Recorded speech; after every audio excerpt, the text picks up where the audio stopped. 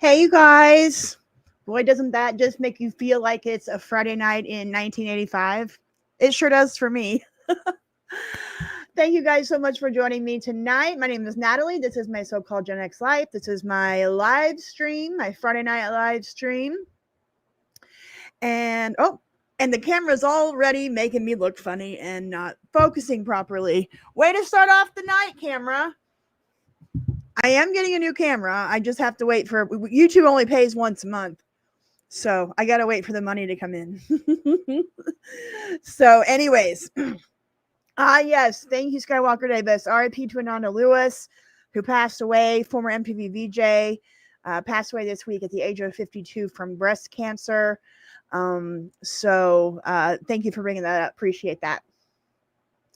And R.I.P. to Brian Wilson as well. Absolutely. Talk about an influential musician in not just the boomer world, but definitely in Gen X as well. I think Pet Sounds is probably one of the best albums ever made, and he was a musical genius. So it's been a tough week for loss when it comes to influential people in our world. And so thank you guys for bringing that up. Appreciate it. All right. Let's say hellos. See who we got. Lisa J. Rivera, Shadow Force Pacific 2005, John Phantom, Dale Glassmeyer, Herbal Urshad, Robert Rodriguez, Lisa Ramos Montalvo. Yes, it's Friday the 13th. Gemini Gypsy, what up? Ted C, Joseph Tricoli, Higgy 04, Skywalker Davis, Aaron L, Kalina 71, Jason Mayer, so many of you, Kitsune Rokuka, Rokeku. I'll get it out. Makes it hard with my teeth.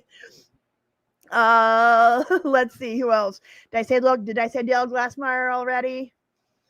Shy Penguin, I like that name. That's good. V-Zach, what up? Alex Myers, Random Dude, Auditory Ecstasy, hello. Mike Junk Drawer, what a great name.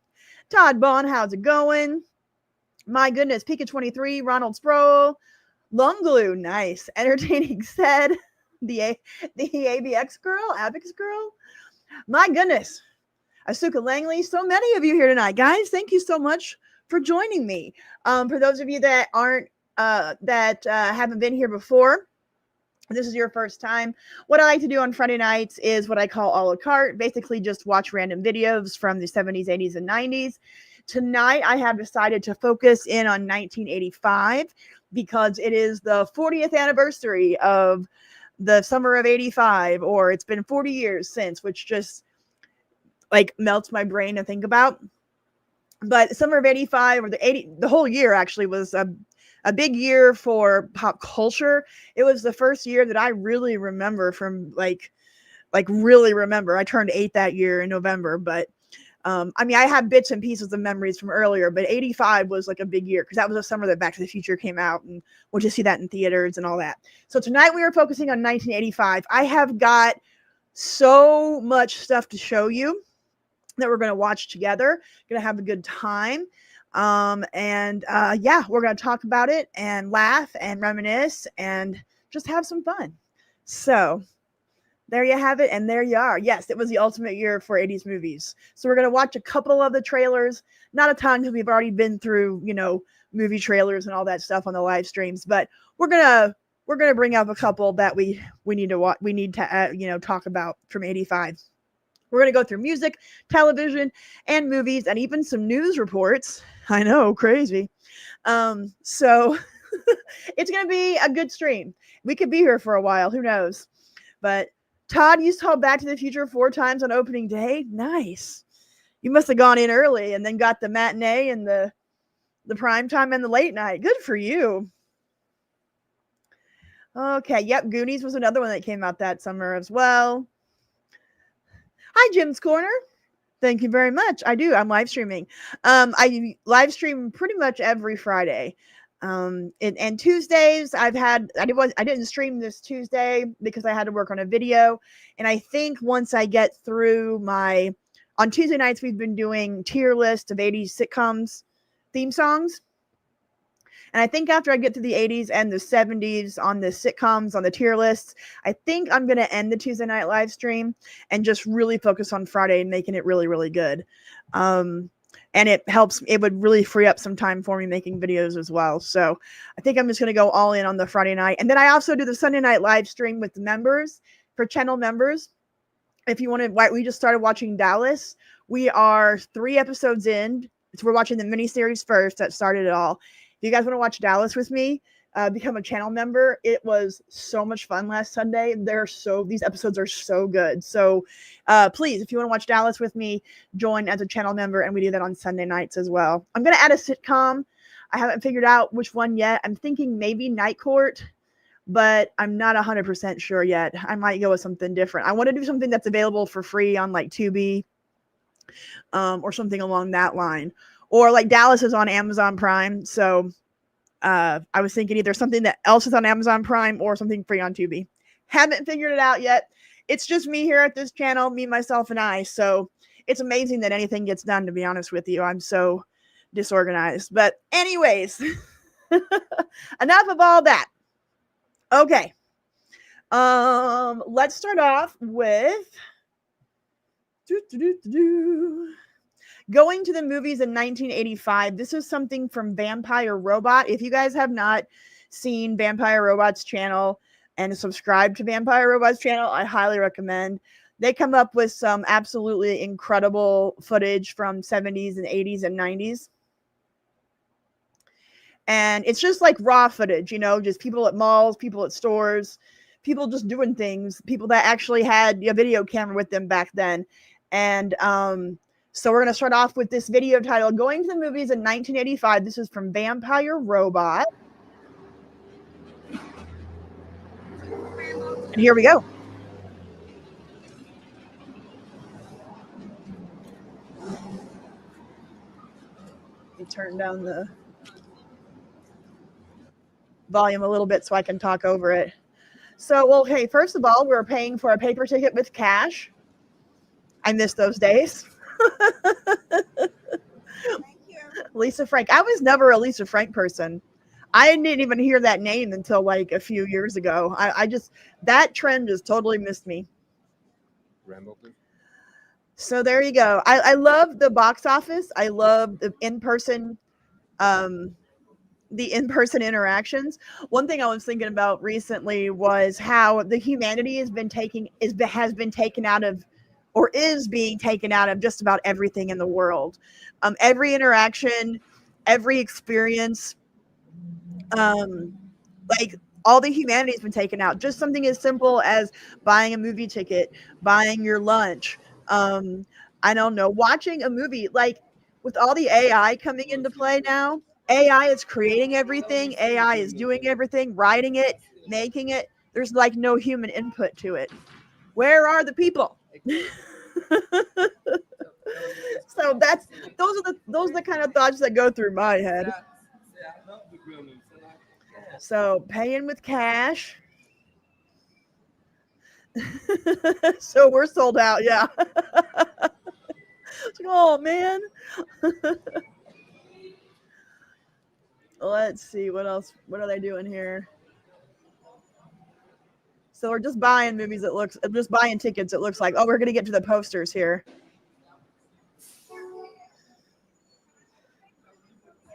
We're gonna get there.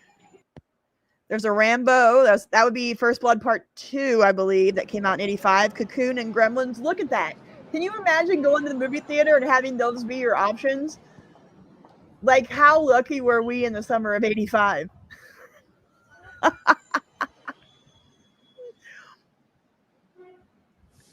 $6 might be in the city. Yeah, because in the 80s, in my small town, the movie tickets were $1. And then it went up to like $2 in the 90s. Look at that. It's just amazing. Rambo's 2 at $4.15. So cool. Rambo. Right? Be sneaking into all those. Go in and buy a ticket for, real genius and then sit and sneak into Cocoon and sneak into Rambo and sneak into Gremlins.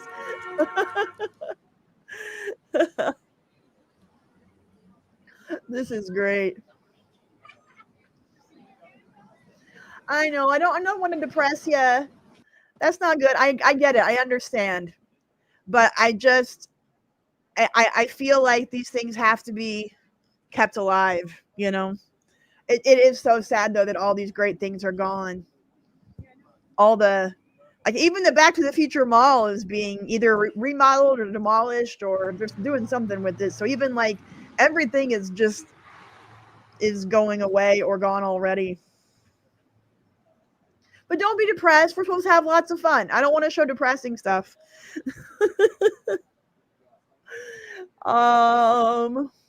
So there you go. That was going to the movies in 1985. Fun way to start. Here's inside a record store in 1985.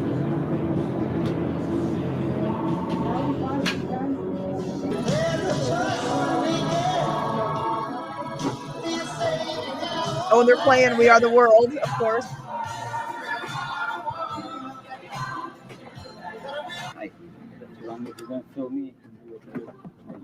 Good. You.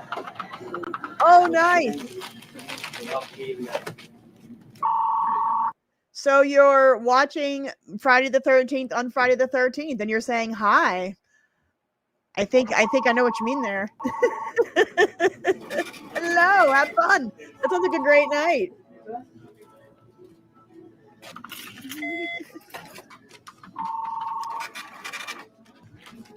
Is this Sam Goody? I remember. Look at those old dollars. Those old $5 bills.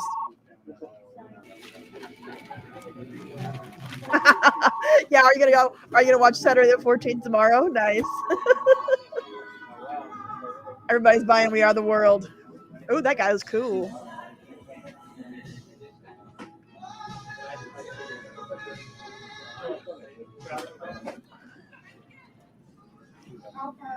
What are they buying? There's Tina.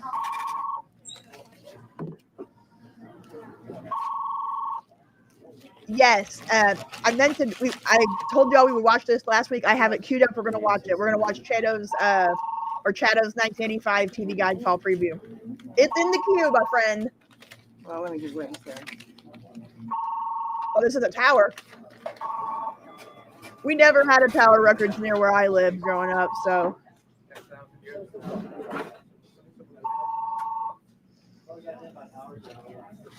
Yeah, vlogging in 1985, pretty much. Oh, we already watched Going to the Movies. Speaking of vlogging, I'm going to start vlogging on my channel on the in the members section. As soon as I get my bottom teeth taken care of, and I will actually get all my teeth taken care of. I go back on the 23rd to the dentist, and hopefully we're going to get to a point where all my teeth will be ready to go and looking pretty. For those of you that are new here, I've been going through this whole teeth journey since October. It's been 8 months almost. Lordy. But anyways, yeah, Back to the Future really came out in 1985 on July 3rd. It's true. Here's shopping for clothes in 1985. These are all from Vampire Robot.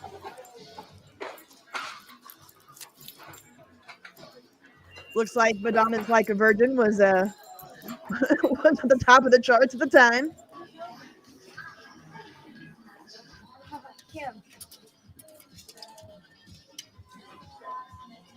Oh my God, those hairstyles. Look at that girl's hairstyle in the yellow. That's fantastic. That is everything. Yep, the Madonna gloves. Oh, her fashion was on point.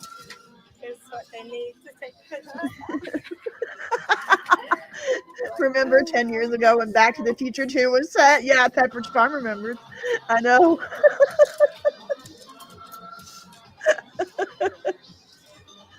It's so crazy. Like, the whole concept of time is just hurting my head. It hurts my brain. Like my 30th high school reunion is this summer or this fall. I got commercials from 85 as well. I've got all kinds of stuff geared up for y'all tonight. We're gonna stay on track tonight because last Friday's live stream went off the rails. It went places we weren't expecting. These clothes are everything. I wonder what store this is.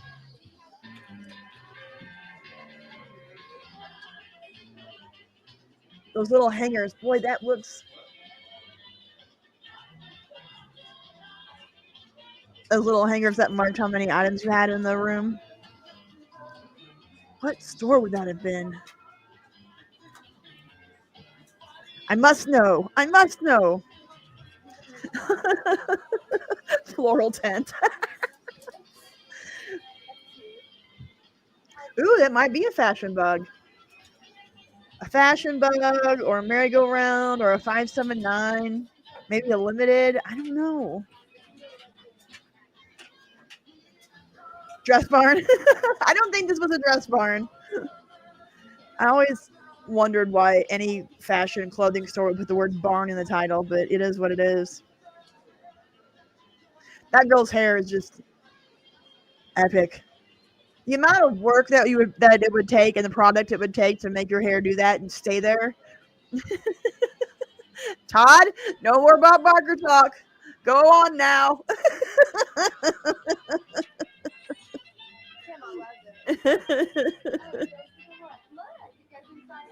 I remember, like, I just miss being so tiny and in shape that I could just put any clothes on and look cute in them.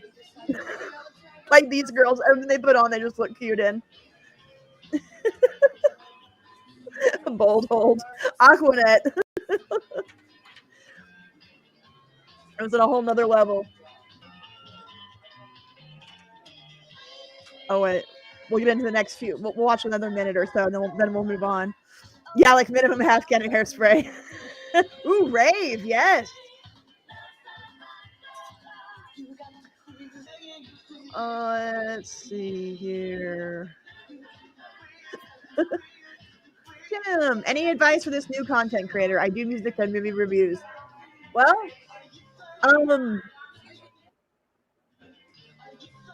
that's, I've only been doing this for about a year and a half, so I still consider myself quite new, and I do things like on a shoestring budget. So I would say don't worry about like getting the perfect camera or the perfect editing system or equipment, or don't worry about all that. Just start making videos and talk about stuff that you love or stuff that you hate, but just make it very personal and make just make it you, make your channel a good reflection of who you are. Because I've noticed in this world of being a YouTuber or a content creator or whatever, that AI is taking over so much that the human element of things is not there oftentimes. And so when it is there, people notice that and they appreciate that. So make stuff that shows who you are, do stuff that you love, and don't worry, because it's not going to be perfect at first. It's not going to be perfect a year and a half in. But just do stuff that you love and enjoy. And if you care about it, you'll hopefully find an audience that cares about it too. So, and also if you're doing movie and music reviews, like, don't worry about stuff. It doesn't have to be current. Like, don't be worried about, like, go old school. Oh, there's so much content or media and entertainment from 30 and 40 years ago that people don't talk about. And so if you do, it might make you stick out. So that's my advice. Blazing Dragon, what up? Retire Mall. Someday we will have a retire mall. Oh, we got a super chat. Ronald Sproul, $5. Thank you so much. Me and family was supposed to see Explorers, but we was sold out, so we went to see Back to the Future instead. Oh, wow. That's so crazy. What a great, unfortunate event, right? It's like womp womp, sold out, but that's okay. We're going to go see the greatest movie of all time. What a great story. Thank you for sharing and thank you for the super chat. All right. We've shopped for clothes. We've been in a music store. We've gone to the movies. Let's do a little toy browsing real quick because, you know, we had to get our Christmas list together well in advance. So even though this isn't the summertime, this is toy shopping in 1985.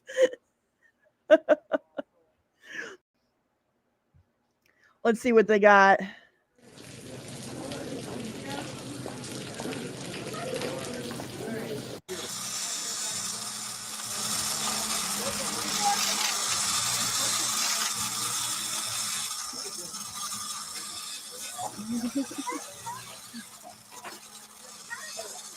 Looky there. What was that robot conveyor? Is that what it's called? I remember seeing these.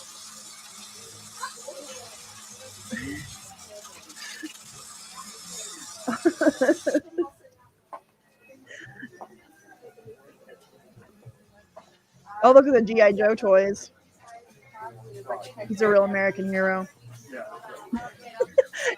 Yeah. It feels like we're just going to the mall right now, doesn't it? We went to the movie theater. We went clothes shopping. We went music shopping. Now we're in the toy store. Oh my God. What was that thing called? Is it Casey?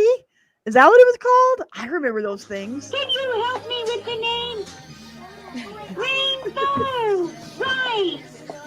I hope I won't forget that word. Oh my And God. do you know how many colors are in the rainbow? 7 colors. Yeah, it does look like a That's the KB. exact number. I know. I counted every. Yeah, we need something in a food court because we've been through the whole mall. You can make your own signs with your own Goodyear blimp. I don't remember that at all. Teddy Ruxpin. Didn't seem like we had made much progress. Teddy, my feet are getting sore.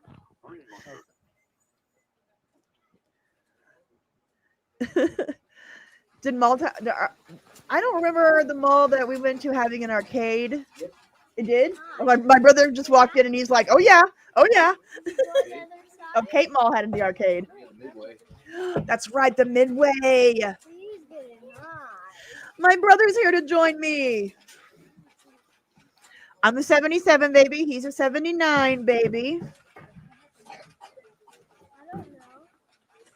Sorry, you got some space. Fine. We're going toy shopping right now in 1985. Oh yeah, We're at KB Toys. those were awesome. Oh, that's the end. Sorry. So anyway, that's Vampire Robots channel. Highly recommend that channel if you are not already a subscriber. Okay. Yep, Birdie's here.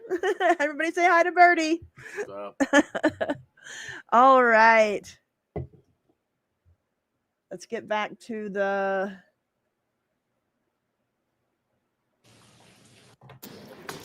my list here. Let's do some commercials. We're going to watch a little bit of commercials and then we're going to watch the episode of VH1's I Love the 80s, the 1985 episode. I thought that'd be fun to kind of watch and have fun with. So here are some commercials. Let me see which ones do I want to watch. Because I got lots of them to play.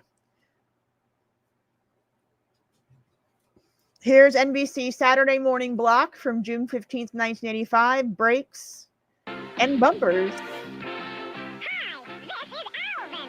If you think I'm great here, I'm absolutely brilliant later on.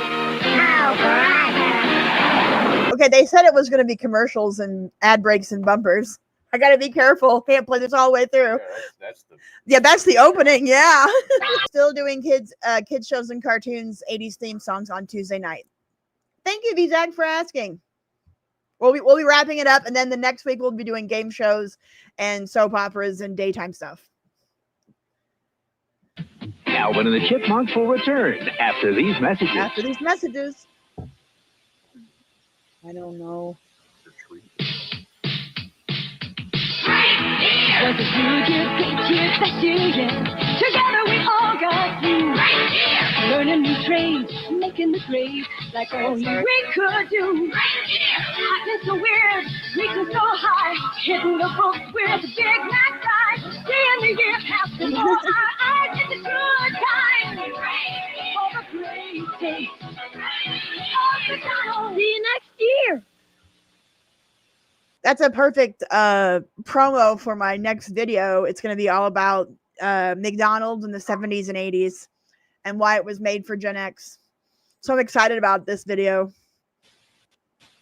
We now return to Alvin and the Chipmunks. Where was I on Tuesday? I was editing. I was deep into editing and I just couldn't stop. To be able to have to stop and live stream while you're in the middle of editing a video is very difficult. So like I said, I'm probably going to stop the Tuesday live streams once I'm done with the tier list for the theme songs and just really focus on making all the Friday live streams really, really good. Alvin and the Chipmunks will return after these messages.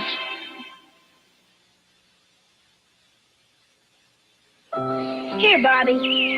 Let me show you how to pitch. That's my orange. Relax. Throw a fastball, you put two fingers right on the sun kiss.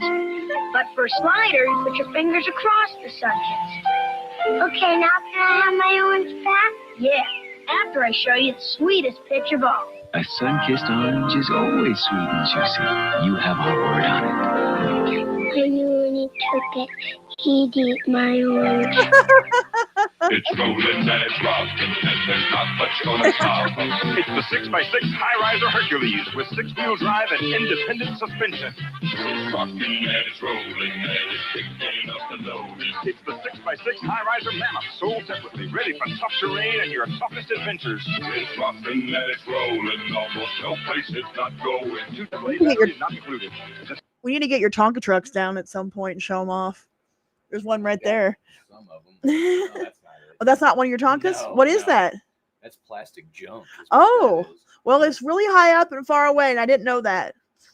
You had the old school, like, I got the real metal yeah. Tonkas. I still have the dump truck, the crane, and I think I have the earth mover. Oh, wow. I think. When I actually build a studio and have all my stuff in it, we're going to have to get out some of that stuff and put it in the studio. Yeah, those things were tough. Yeah. I use that dump truck like a skateboard. I don't know how much, and it's still Wow. Yeah, staying in the back of it and like.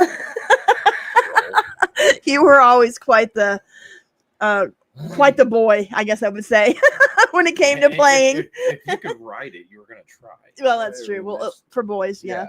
6x6 high-riser Hercules and Mammoth, sold separately from Ideal. We now return to Alvin and the Chipmunks. Old school metal Tonka toys are worth money. Alvin and the Chipmunks will return after these messages. Dave says they got to be in good shape, and he played with his. So I mean, you can get any one of them for about under $100. The crane's definitely, I think, the most rare because kids tore them up. Mine still has the strings and everything in it. Yeah, like all the stuff. Right. They get tore up, cut, tangled, knotted up. Right. That one still brings a little money regardless of condition, but good examples might be in the $200 range, I think, and regular ones, $50. Yeah. $50. Well, it's worth having them. Yeah, absolutely. For a collection. Yeah. If you're just trying to get somewhere They'll to get it. They'll make my studio look amazing. All right, we found a big wheel commercial. Everybody's excited. Thought I took a ride, I was looking for some fun. Thought I'd do some biking, it was hot as in the sun. All of a sudden, what did I see but a big wheel of water just waiting for me? Big wheel car wash, big wet wheel. Big wheel car wash. How great it makes you feel, right and round, right and wet. Oh, how what you really get. Big wheel car wash, big wet wheel. Big Wheel Car Wash, complete with washer and ramp. Some assembly required, bikes not included. New from Whammo. had the Knight We Rider. now return to Alvin and the Chipmunks. You had a Knight Rider big I had wheel? the kit one, yeah, with the e-brake on the side so you could like spin out sideways. Wow. You don't remember that? I don't remember that. I remember you having a big wheel, but I didn't remember it was the kit one. Back on Lisa Street. That's sweet. Yeah, I was really stoked about that. Or his laser axe. Or his awesome power claw. Roboto. This unstoppable enemy of evil. Go get him, Roboto! Roboto. Yeah! Is the most powerful robot in the universe. Roboto. New from the Masters of the Universe collection. Other action figures each sold separately from Mattel. Making music. Make nugget music. Move your head. Tap your feet. There's something in the air. Just join right in. It's your own sound. Making music everywhere. Make sound stick in the sound that's joining with you. Making different music the whole day through. It's the true time for the great taste of McDonald's. See what I'm saying? See how focused this is on Gen X? Like, they're so targeted towards us.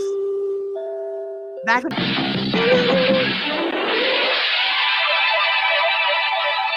All right, this is like a 37-minute long videos. We're not going to watch all of it. We're just going to watch like another few minutes, and then we'll get to I Love the 80s. Woo, Wonder Girl on. Why, thank you. I'm a smoker, and I'm not going to hide it. I can't, so... Notice how the kid ate the giant sundae was a pig. Did you get a haircut? Yeah. I just realized you got a haircut. Nice. Yeah. I don't know. I'm playing with flash. I'll be right back with one The more. funky one.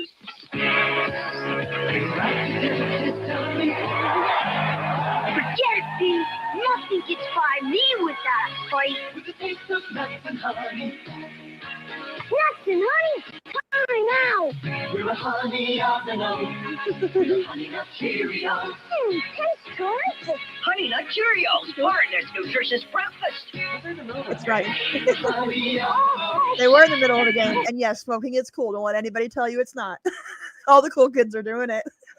Why I did it. That's why I started. Cheerios. That's be cool. Already cool, yeah. Now, Katie, we've got to go back and pick up a package. Follow me.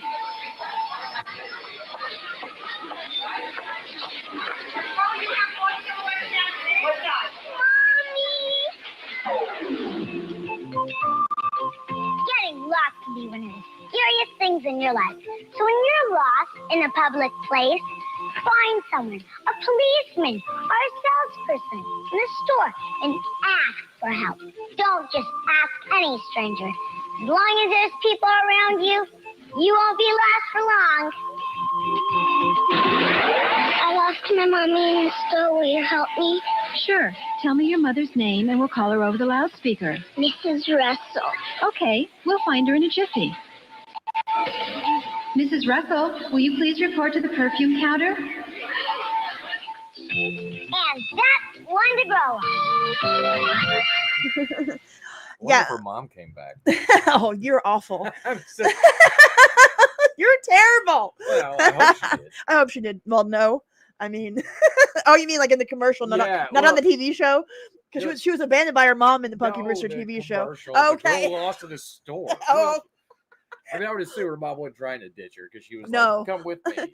No, and this situation actually, and I talked about it. I mentioned it in my 1980s TV movie video about how they have code Adams now after Adam Walsh's murder. So that code Adams in these stores, if there's a missing child in a store, they will lock the store down. They will close all of the exits, and no one can leave until the child is found. So that was kind of that started back then. Don't leave us hanging. Did she find her mom? Yep, that was Punky. Huggins here, leader of the Hug-a-Bunch. Know what? We've got a terrific TV movie coming your way. It's all about the special power of a hug. You'll meet the entire Hug-a-Bunch in Hug-a-Land. Our friend Bridget, the wise bookworm, a hairy monster, and the evil Queen of Quartz. Then, hey, hold it. I'm not telling you everything. Tune in. Find out. It was easy to get lost in a department store simply because it was like a little playland.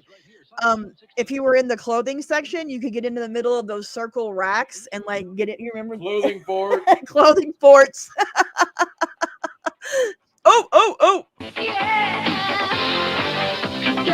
We all know I love it. Keeping me moving on my system. I'm playing it on and on. You can see I'm crazy. I'm always on my own. I flies around me. I take this to beyond. From my video to my radio. It's keeping me rocking. It's keeping me moving. From my Video to my radio.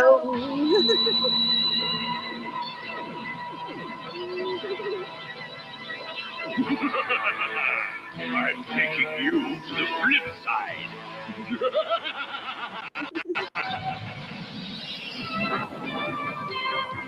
What happened? Yep. Ay, ay, ay. We look like Cartoons. The cartoons. You'll be my Was the 80s really better than today? In a word, yes. In many, many ways. Yes. Absolutely. Just the culture. The culture was better. People, you know, you had a human experience. You actually hung out with people. The lack of screens was really nice. No phones. The lack of screens, the lack of social media, to me, just makes it better. Totally fine if our cell network went down. Right. musical slaves forever. I'll save you.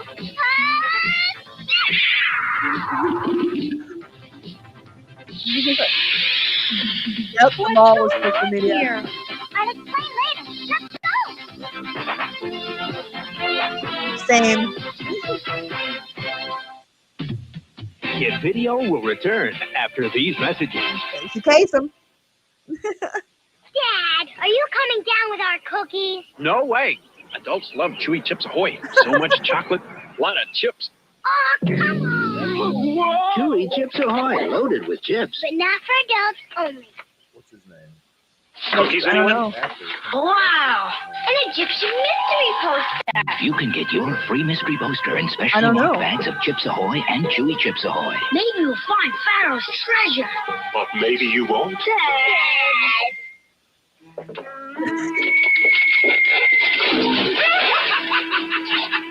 every time folks eat super fruity bonkers fruit candy, it makes a big hit. Now there's a big new flavor, bonkers watermelon. Mouth-watering watermelon with an extra fruity middle. Makes me want to eat it up. You, watermelon bonkers. Bonks you up. Some candy.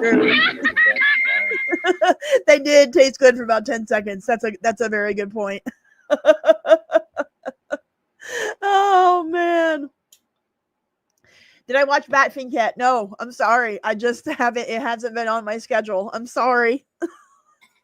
I've been so busy. Maybe someday. All right, let's get to, where is it? Oh, let's do Chado's TV Guide preview, and then we'll do I Love the 80s 1985. Hello, denizens of the internet. We are halfway through we're at the half. Just so you guys know, I love this channel. It's called Call Me Chado. This guy's name's Paul Chado, and he was a TV network executive for the CBC back in the 80s. And he does these really great videos about the fall preview TV guides. They're really entertaining. And we watched like 1988 last week. And this week we're going to do 1985. So here we go. halfway point through the 80s, 1985 to be specific, of our TV Guide Fall Preview journey. This is very exciting. As you will see, 1985 is a super important year for television, but you'll have to stay to the end to find out why. First, let's put this season into historical perspective with a look at the big news items from 1985. The Internet's domain name system, or DNS, is created. The charity single, We Are the World, is recorded. William Schroeder becomes the first artificial heart transplant patient to actually leave the hospital, but fell down in the parking lot. The IRA launched mortar attacks on the Royal Ulster Constabulary. The GNU, or GNU, Manifesto, written by Richard Stallman, is first published. Mikhail Gorbachev becomes leader of the Soviet Union. WrestleMania is held at Madison Square Garden, featuring Hulk Hogan, Mr. T, Paul Orndorff, and Roddy Piper. Amadeus wins Best Picture. At the 57th Academy Awards, Coca-Cola introduces New Coke to overwhelmingly negative response. Yes. The Bobby Sox win the 30th Eurovision Song Contest with the song Lauda Svinge for Norway. Danny Sullivan beats Mario Andretti to win the 1985 Indianapolis 500. Hezbollah hijacks TWA Flight 847. Studio Ghibli is founded in Tokyo. Air India Flight 182 is blown up by terrorists over the Atlantic Ocean. Greenpeace ship Rainbow Warrior bombed by French agents. Live Aid benefit concert in He was a little casual about that, but he is a comedian, so we'll give it that.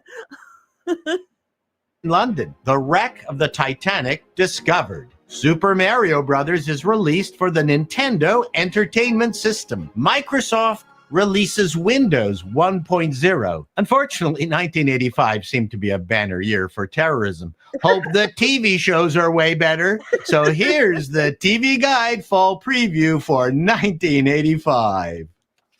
Here we go. I'm excited. Crazy Like a Fox, CBS. Rough and tumble private investigator Harry Fox Sr. solves crimes with the reluctant help of his son, respected San Francisco lawyer Harrison Ford Jr., starring Jack Warden and John Rubinstein. Lasted 2 seasons. Sample episode. Retired waitress Rosie is lured into an alley and killed. Harry is a friend. He and his son chase away the killer. They find the murder not as random as it first appears. Birdie's here. He's just messing with the dogs. His dog is up here and Sadie's up here. So we got 2 dogs and a cat. And they really want attention when we're sitting here watching stuff on the live stream. My dog won't drink water out of the other dog's bowl. Because he's a diva. And I get him sticks and the other dog takes them. So we got a whole little animal farm going on over here. Crazy Like a Fox, by the way, it was good. They have a really good TV theme song. The show was a hit in its first season, ranking 10th with a 19.9 rating, and initially continued to pull solid numbers during its second season, but midway through the season, CBS brought back its Sunday night movie, bounced the show around the schedule until it died. Of special note, it featured Graham Chapman of Monty Python in one of his last roles. Hometown, CBS. Ben and Mary, a devoted couple since their college years in the 1960s, shock their friends and teenage daughters when they send out invitations for their wedding. Everyone had assumed that they had already been married for years. I don't remember this at all, but is that Daniel Stern up there on the left? And then that looks like the mom from Malcolm in the Middle, Jane Kaczmarek.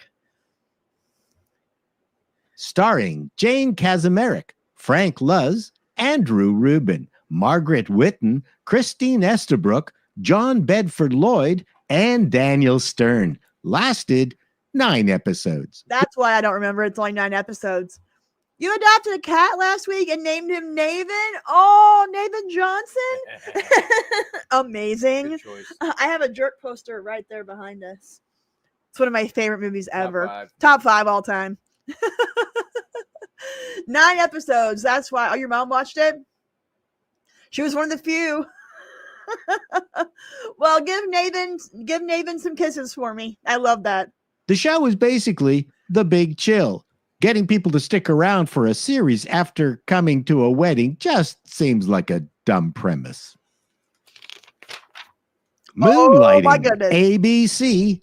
Model Maddie Hayes is left almost penniless after being fleeced by an investment advisor. All she has left is a 2-bit detective agency. The manager of the agency, David Addison, convinces her to keep and run the agency. Together, they form a dynamic partnership starring Sybil Shepherd, Bruce Willis, and Alice Beasley. Lasted 5 seasons. Oh, one of the best shows of the 80s. By far, easily. Did you watch Moonlight? Yeah, Moonlight was great, but you were too little for it. Shepherd in model just never really. Are you serious? I never. Yeah, she's not. I'm not saying she's not a pretty lady.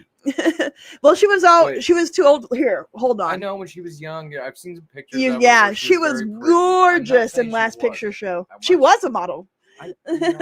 Okay, all right. I'm just saying, like, when I was old enough to really see who she was, I don't know. I just never really thought she was all that. You crazy.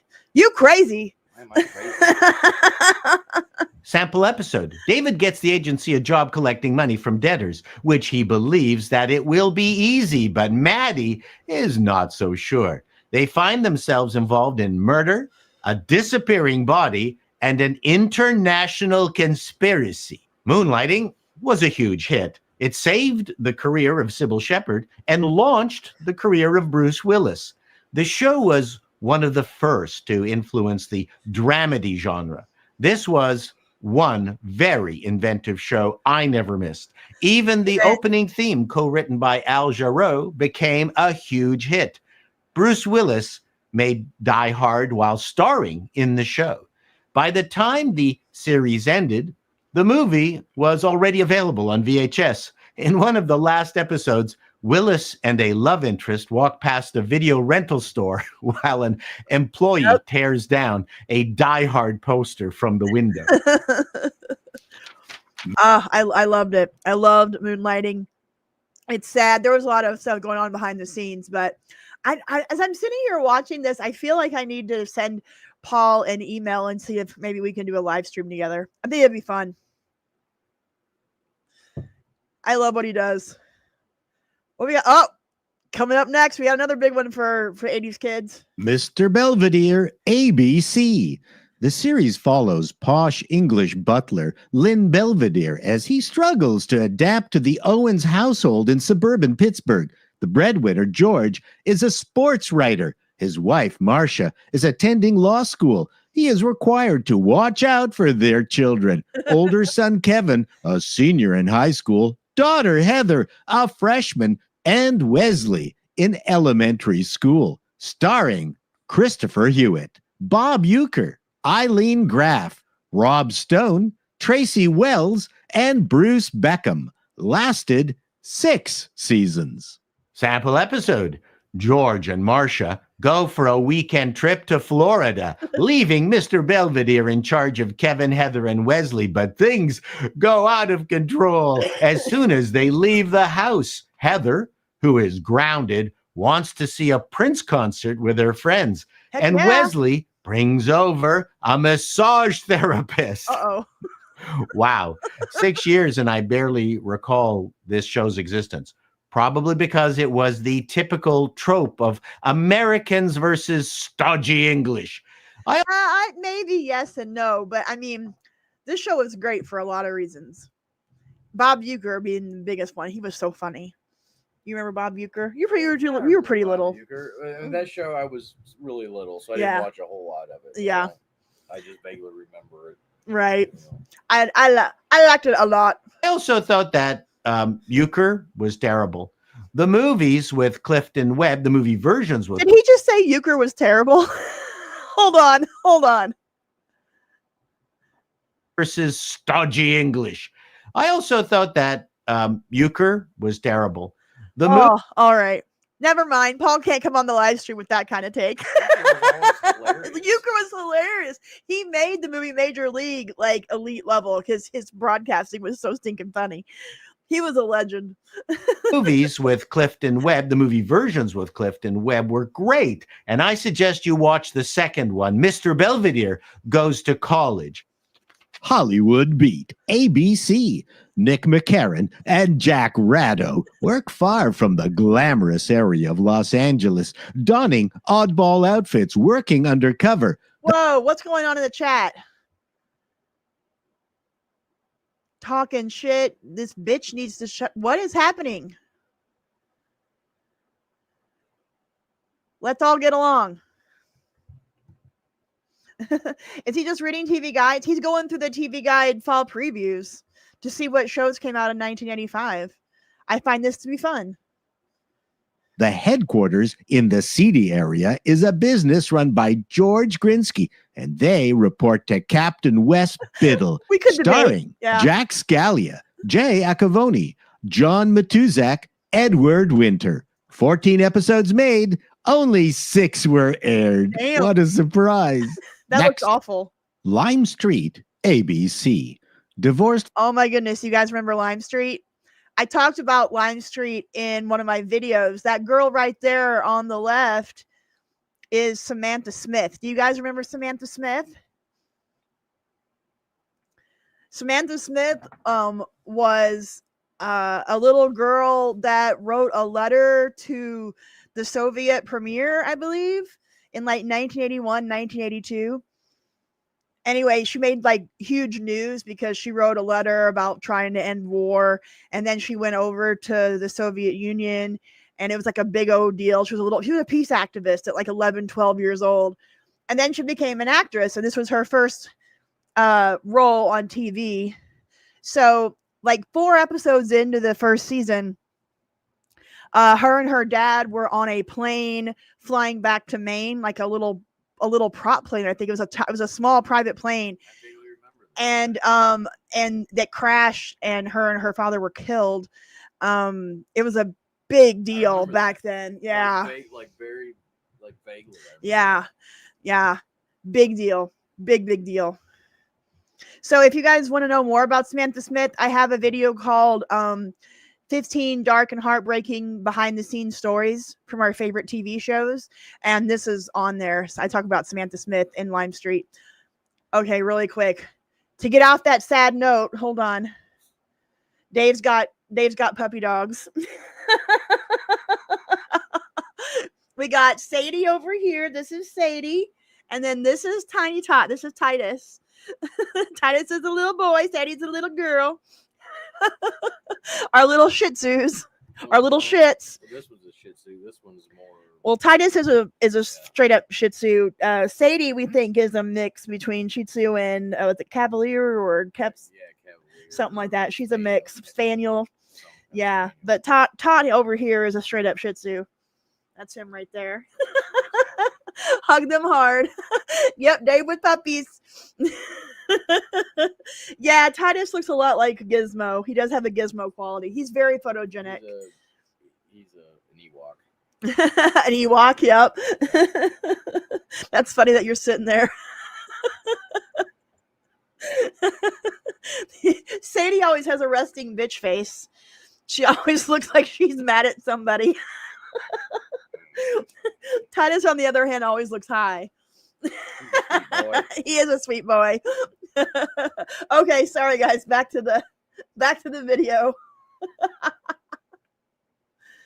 Father Grayson Culver is a Virginia horse breeder who teams with Britt Edward Wingate to investigate insurance cases.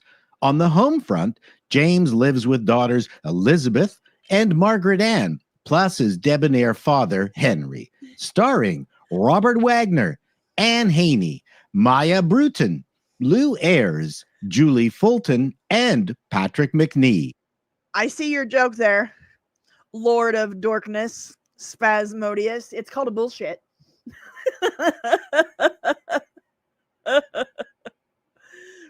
8 episodes produced, 4 were aired. Normally, I leave duds like this alone and just move on, but this show presents a nice microcosm about the vagaries and risks of the TV business.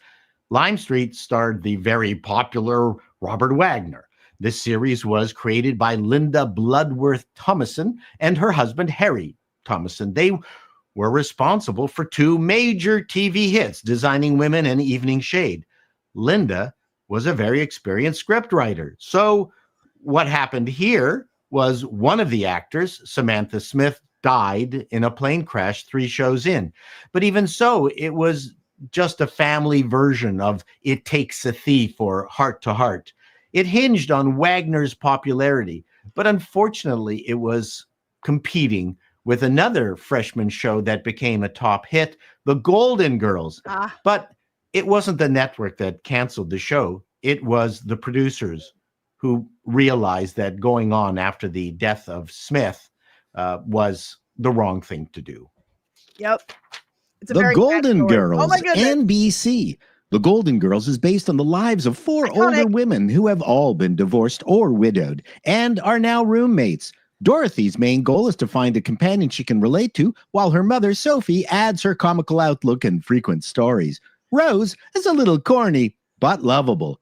One thing that changes nearly every episode is whom Blanche is courting, starring B. Arthur, Betty White, Rue McClanahan, and Estelle Getty. Real quick, that's Sexy Mark Harmon over there on the left. I'm not quite sure what show he's in at this point. Maybe, well, St. Elsewhere was already on the air. But anyways, do you guys know, first of all, the Golden Girls were all in their mid to late 50s or early 60s.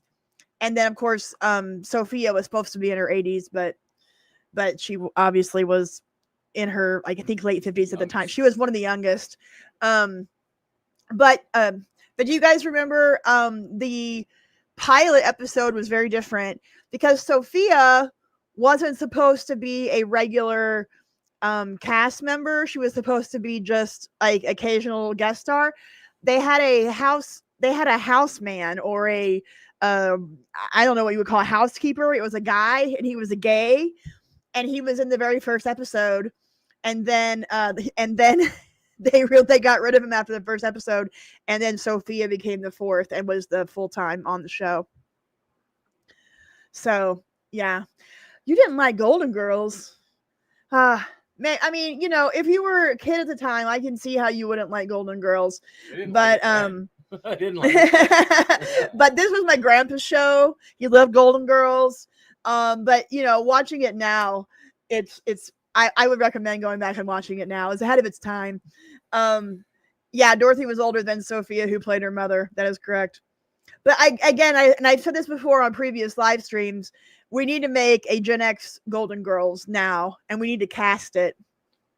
Women in their 50s, early 60s. We could have like Pam Anderson, Jennifer Aniston. You could have so many women in their 50s. Heather Locklear. I don't think it'd be funny anymore.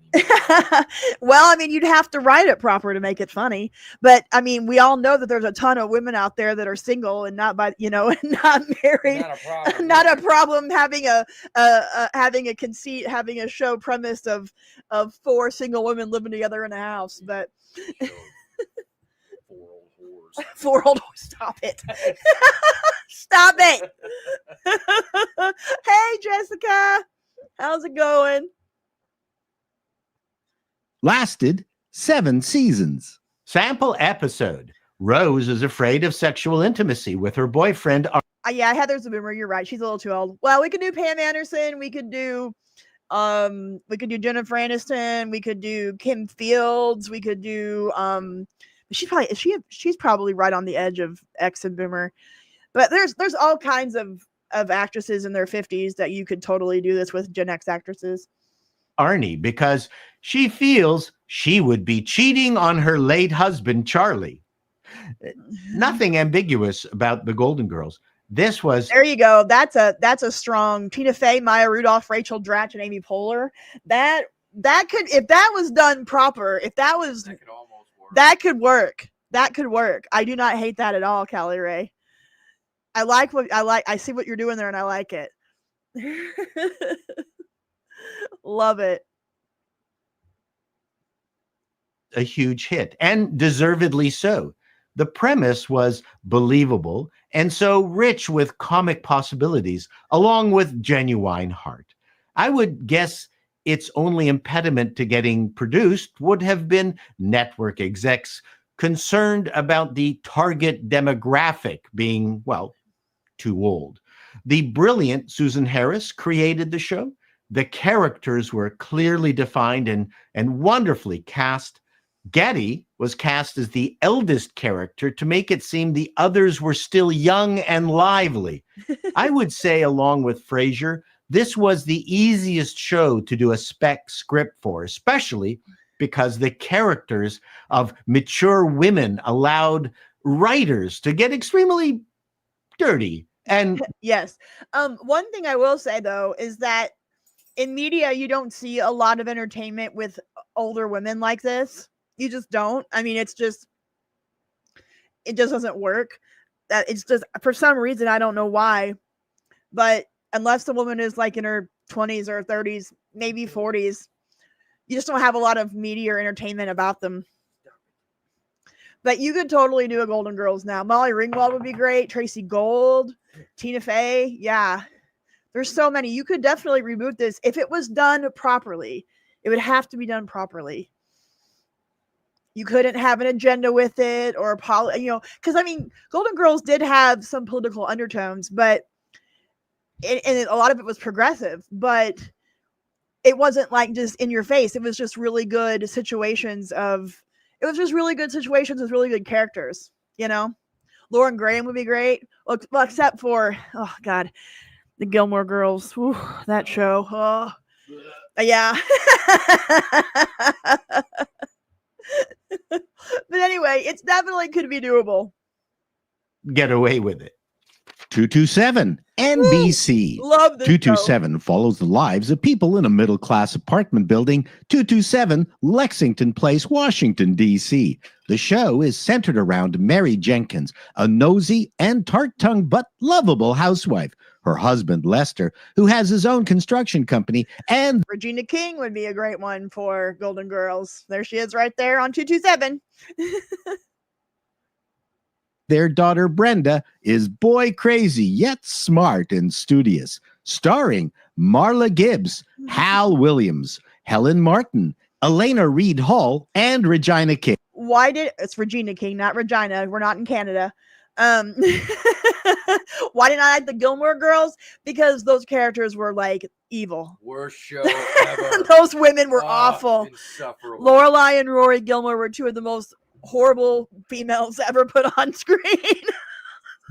They're like right up there with Carrie, what's her name in Sex in the City. Yeah, those women are awful too. Horrible women.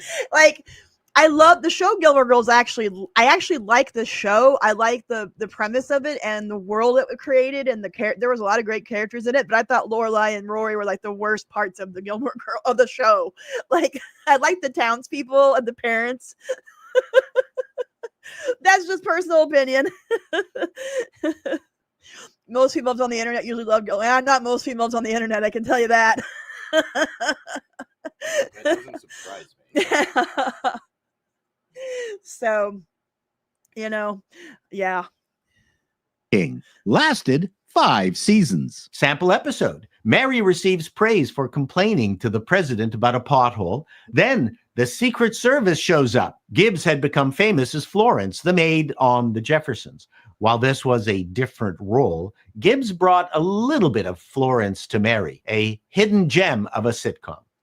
MacGyver, ABC. Yes! MacGyver is the anti-Bond. He doesn't drink or womanize and never ever shoots guns to win battles. He does, however, like 007 up against impossible odds, always win, even if in the process it involves being beaten up, blown up, knifed, shot, or sprayed with insecticides. Starring Richard Dean Anderson, Dana Elcar, and Bruce McGill. Lasted 7 seasons. Sample episode. MacGyver is sent to Central America to rescue an American journalist and escape out of the country. The dictator of the country and his army pursue MacGyver, making the escape very difficult. What else can be said about a show that became a verb? To MacGyvering. The show had a slow start in its first season, but then became a sleeper hit in its second. The MacGyverisms shown in the series are all or were all based on scientific fact, His name literally became a verb. I mean, you can't. There's nothing better than that. It's a special thing. It is. That's special. vetted by consulting scientists. But not all of the steps needed to create the experiment were shown. This was done on purpose to prevent children who were watching the show from duplicating. Same. Very much the same. Christ, chick autistic. I completely agree. I had thought about doing a video about how much I can't stand Sex in the City and how it like ruined a generation of women, but I just decided to stay away from issues like that. I don't want a bunch of nasty hate on my channel as like in the comments, and I don't want to cause any problems with YouTube, so I just stay away from it, but I agree. Duplicating the experiments themselves and possibly getting injured. But did he ever put Mentos in a Coke bottle? Sorry. Amazing stories. I know I think there's a Regina, like a town named Regina in Canada, which is why he did that. He did warn us at the beginning of the video though that some names would be mispronounced. NBC. This anthology series created by Steven Spielberg will showcase a new, amazing, fantastic, funny, odd, and sometimes scary, sad story each week starring many famous actors and actresses. I knew it was somewhere in Canada, capital of Saskatchewan. You crazy Canadians and your crazy pronunciations of words. Amazing Stories was really good. Had that John Williams theme. Just really good stuff. Exceptionally high. Alfred Hitchcock presents NBC, an anthology series modeled after and frequently based upon the original series of the 1950s to 1960s. It featured a colorized version of Hitchcock's intros, lasted 4 seasons. You can't fault NBC for not pushing the anthology concept, employed some very good actors recreating the original, very disturbing stories. All right, we've gone... This is a really long video. Do you guys want to keep watching this, or do you want to move on to something else? Christopher Baker, $2 super chat. Thank you. Dedicated to Sly Stone and Brian Wilson. We've lost a lot of good people this week. Thank you so much, Chris. I really appreciate that. Yeah, listen to Pet Sounds. Listen to some Beach Boys in honor of Brian Wilson. Was Hitchcock still alive in 85? He was not. He died, I think, in like 79 or 80, 81, somewhere in there. But they brought back his show and color. They kind of rebooted it and colorized it and used old clips of him. We actually watched the NBC Network fall preview last week, and they did that. They had a sketch with like the guys from Crockett and Tubbs from Miami Vice, where it looked like they were talking to him, but you know they weren't. It was on video. Favorite Hitchcock movie? Favorite Hitchcock movie? Yeah. Oh, that's a tough one. I'd say either Rear Window or Psycho. Probably Psycho just because of its ingenuity and relevance to the whole movie genre, the horror genre as a whole. But I also love Rear Window. I love Rope. Rope is probably little known. I don't know. Maybe that's just me, but a lot of people haven't seen that. Haven't seen Rope. Yeah. Rear Window's classic, but I think just the way Rope was shot. Wasn't it like a long one shot? Three yeah. shots. Okay. Yeah. 3 shots. Continuous shots. Yeah, and it was just neat. Yeah. Just a really neat movie. Yes. I agree. Looks like we got a lot of Rear Window fans, Rope fans. For sure. Oh no, what happened? Sorry for your loss. Vertigo's good too. North by Northwest. Somebody lost somebody. What happened? I've lost it. Yeah, Brian Wilson died a couple of days ago. He was about 82 or 83 years old.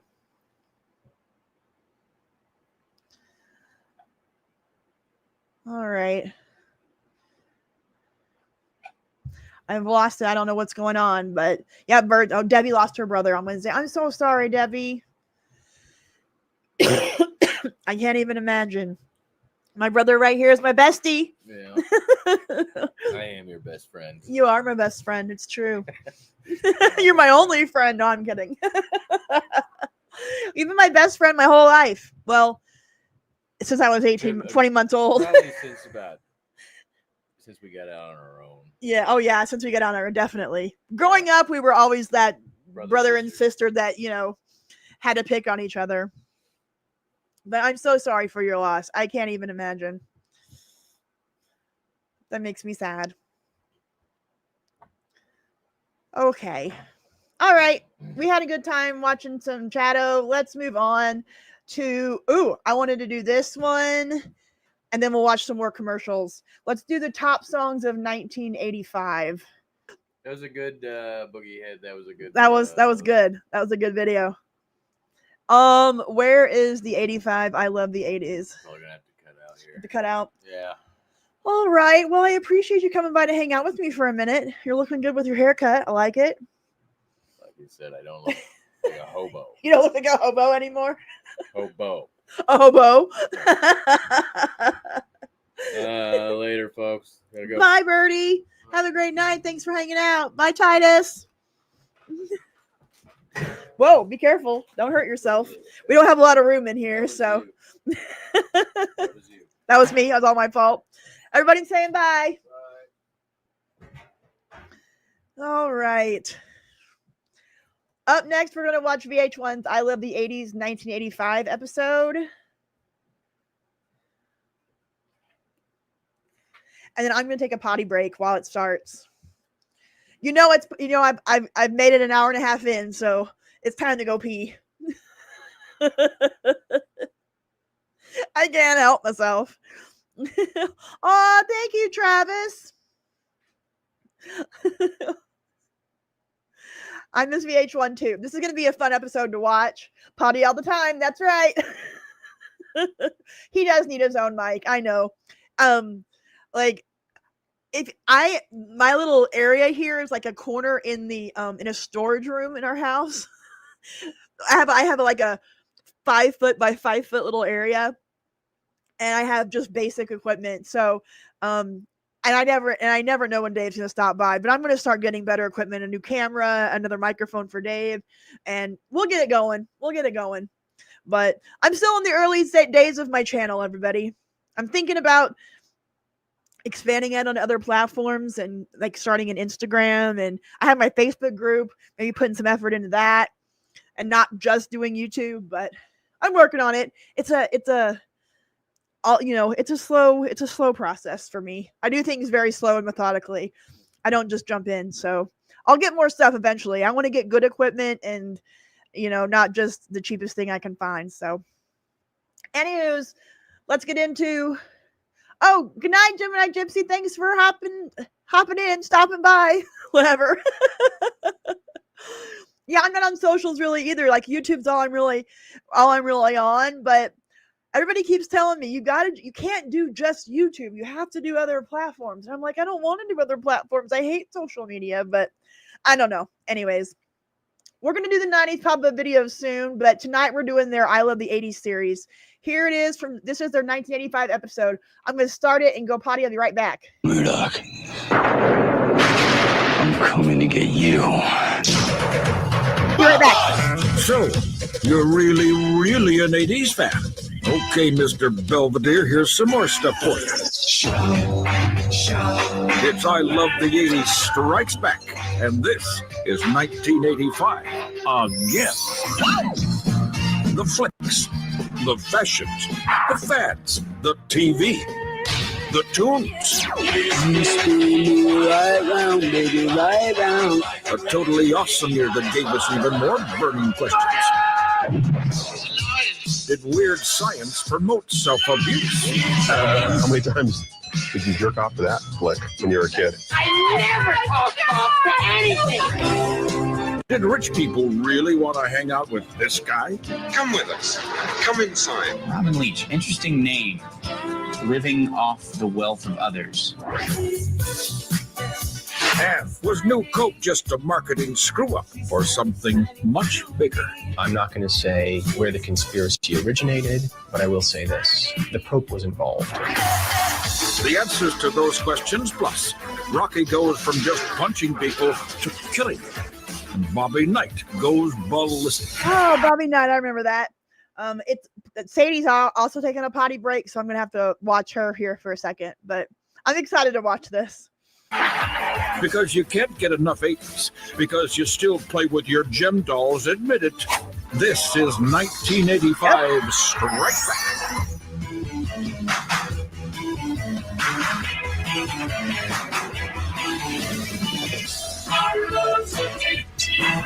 Back. Good call. Lifestyles of the Rich and Famous transports you to a beautiful, sexy world where dreams become reality and the sky is no limit. Lifestyles of the Rich and Champagne Wishes and Caviar Dreams. Famous is a show that details in excruciating detail all the things you will never have. We'll meet the most famous of people with their candid secrets and share the incredible luxury of the world's wealthiest. These people know what's good in life. They like spending thousands more than they have to for things they don't even use. Robin Leach, just following around these people and their mansions and yachts and Rolls Royces. I love to see how rich and famous people live. I'm a total sucker for that. I always wanted to be on Lifestyles of the Rich and Famous. We promise you the finest tastes of the sweet life. He makes poo-poo in a toilet valued in excess of $78 million. I mean, a show like that was made you really hate rich people. I almost didn't talk to my brother after that. It's a very, very good way to make you feel bad about yourself. Ivana Trump told me it takes a staff of 21 4 months just to wax the furniture in all 128 rooms. She pleasures herself with a vibrating dildo she bought in Spain in excess of 32,000 pesetas. Come with us. Come inside. Robin Leach, interesting name. Living off the wealth of others. The peers down here, they can't quite make up their mind. Cristal, Dom Perignon, and Perrier Jouet. Cheers. Cheers. Cheers.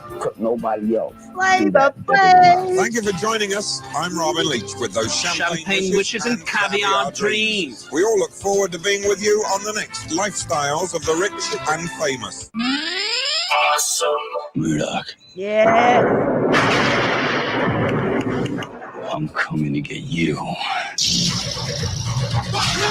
Yeah, man. That was my boy. Oh, yeah, Rambo. Rambo was the name. I loved Rambo. I loved him. I thought it was a great movie.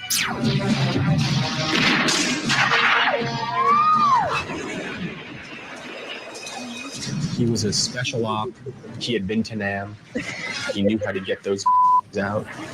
It was Rambo against the entire nation of Vietnam. And guess who won? You guessed right. You guessed right. They really did a 180 on the first Blood movie, and then part 2 was a totally different movie. First Blood was a very 70s movie, and then First Blood part 2 is a very 80s action movie. Rambo was an articulation of a much more aggressive, we're not going to take it anymore foreign policy. What better way to express that than having Sylvester Stallone grease himself up for 2.5 hours? I love Mo Rocca, and he has a podcast called Mobituaries, which I highly recommend, where he talks about famous people or celebrities and business tycoons and different types of people that live these amazing lives, and it's an obituary, and he talks about all this stuff. It's very interesting. I love the way he talks. I'm a big Mo Rocca fan. Clearly, I have more than a little bit of Rambo in me, as evidenced by these guns. He's tying that bandana and you see his back and then you're just I want a back like that. Next day. All right, you're killing me, Lounge Singer, but you're right. This show is further away from us in time, 2003, than it was from 1985 when it was made, 22 years versus 18. That's crazy. Yeah, the 80s nostalgia started in the early 2000s, and it's just escalated ever since. The 80s nostalgia has been going on almost my whole adult life. That's crazy. We're all like, does this get it back like that? Is this good for it? Dude, we got a tan. Once we get bodies like Rambo, then strippers are gonna like us. It's gonna be awesome. Rambo was Rambo, and what you saw was what you got. Muscles and everything. Oh my God, Samantha Fox. I loved her so much. We might have to listen to Naughty Girls Need Love too before the night's over. Oh my God. I want what they want. For our country to love us as much as we love it. This is clearly just an unabashed attempt at American jingoism, and it works. If Rambo were our foreign policy in the 80s, it would go like this. You're the other country, and then I'm just going to stab you into submission. What's more American than being sweaty, wearing a loincloth, and killing people? Really, that's the American dream. And Stallone embodied that American dream. All right, I gotta go check on Sadie. I'll be right back. This is crack. Smoking crack is like putting a gun in your mouth and pulling the trigger. In 1985, crack was introduced. I remember it was on the cover of Time. It was just like crack. Yeah. Crack cocaine hits America. Everybody's freebasing. You're like, that stuff sounds scary. Drug enforcement officials are calling it the frightening wave of the future. Crack, cocaine in its purest form. The scary thing about crack, everybody who said, if you smoke crack, you're instantly addicted. That's not true. It took me 4 or 5 times. I lived in a neighborhood that was just crack infested. I mean, 5 in the morning, I come home and it looked like a Thriller video. I'm like, damn, I got to dance with these fools so they don't notice it's me. Crack is sold in rock form, usually priced at $10 to $50 a vial, which can be consumed in seconds. Inflation was a problem in the 80s, and cocaine was really out of the price range of almost all of us. Crack came along and was much more affordable. I think one of my first experiences of hearing about crack was just hearing people in New York say crack is whack. Crack is whack! Crack was whack. It seems to me if you were inclined to smoke crack. It always goes back to drugs at some point in these live streams. Am I right? To begin with, the rhyming phrase crack is whack is probably not going to stop you. The word on the street is crack will blow your mind.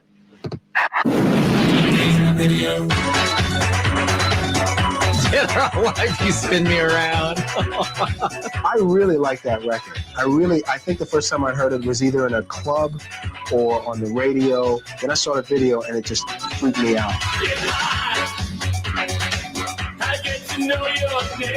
Pete Burns, hottest guy I've ever seen. I thought it was a chick. All the guys were like, that chick's kind of hot in a weird way. I'd do her. Peter Burns was a perfect combination of Demi Moore and Boy George.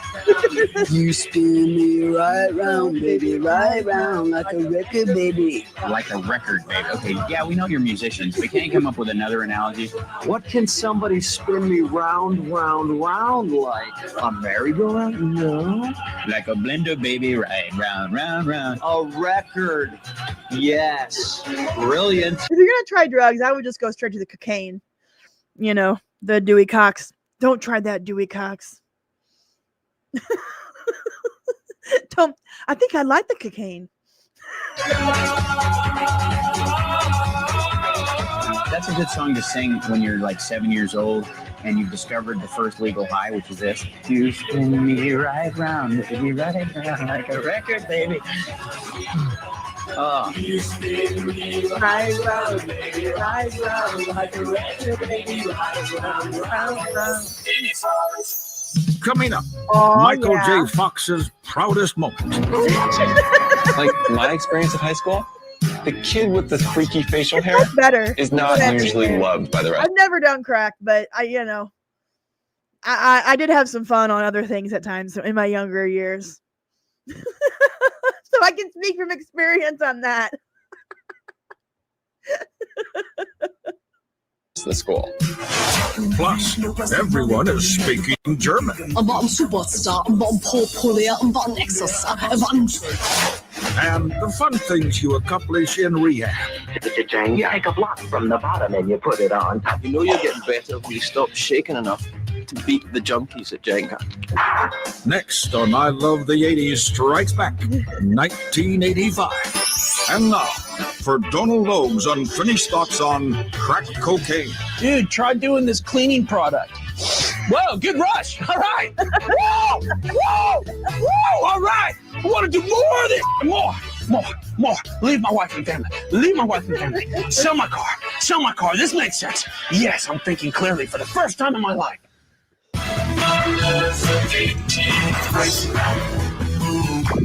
All right. Since we saw Samantha Fox, I just have the urge to listen to Naughty Girls Need Love Too. I know it wasn't from 85, but we're going to take a small Samantha Fox detour for like 3 minutes. Or do we want to do Naughty Girls or Touch Me? They're both so good.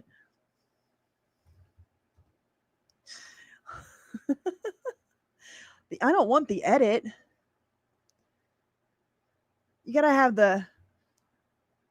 I guess they're going to give the only option on here is the edit. That's all right. We'll allow it. I can't even stand it right now. We need to have a night of 80s girl pop.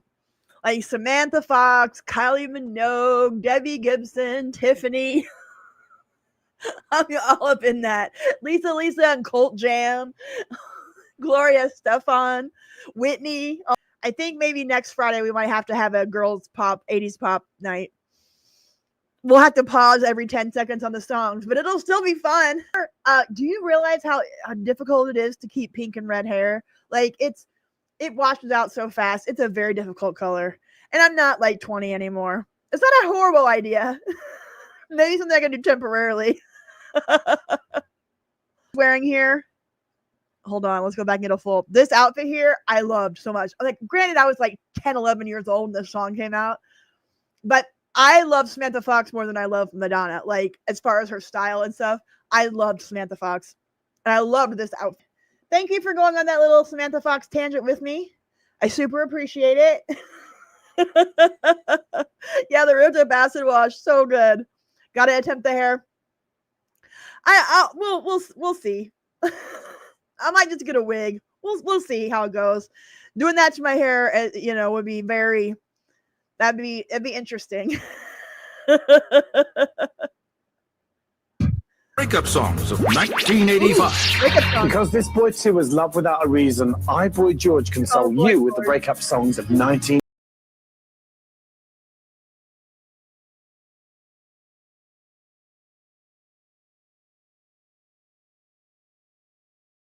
To Mister.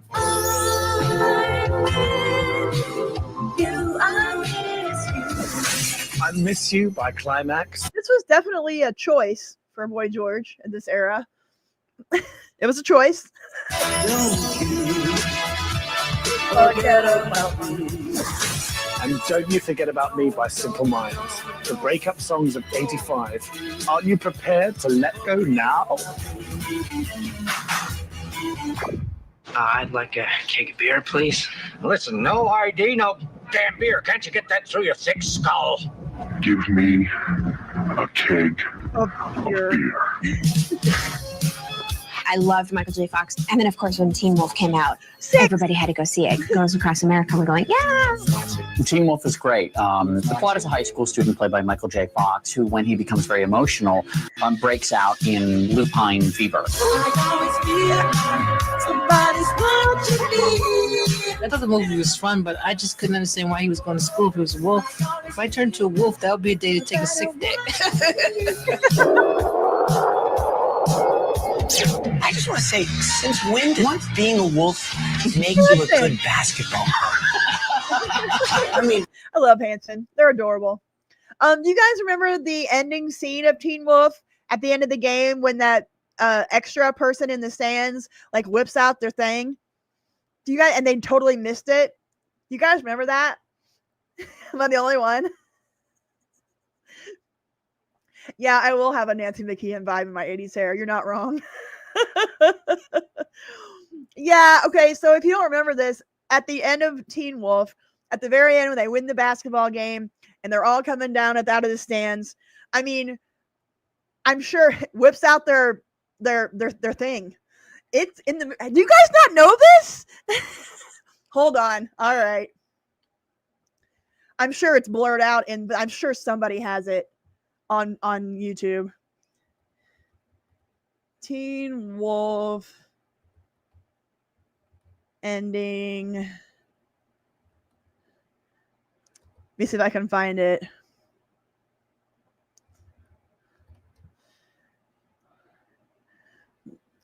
I don't know. I don't know if they're gonna have it on here or not. I can't believe I'm the only one that remembers this. Yeah, an extra does it. So it's a woman zipping her pants? I don't think so. I don't think so. Oh, I don't know. I don't remember this. Okay, all right, we're gonna find it. We're gonna find the ending scene of Teen Wolf and see if it's there.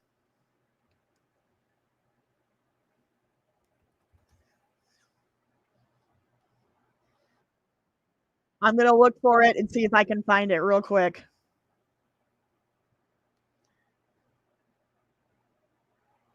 If it's an urban legend with a pocket, I'm gonna laugh my ass off. That's true. They still have it on here. All right, so all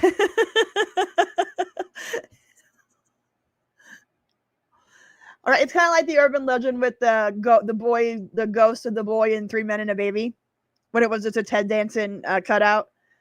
So it's just a girl with pants and her jeans are unzipped. So it's her pocket coming out. There it is. It's right here. Right behind the dad, the person in the red top and the jeans.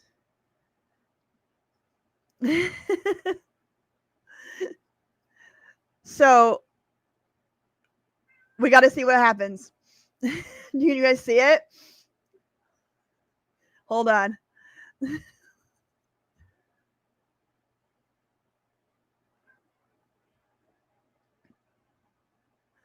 So they're playing with it, but you can't see anything. That's probably an urban legend.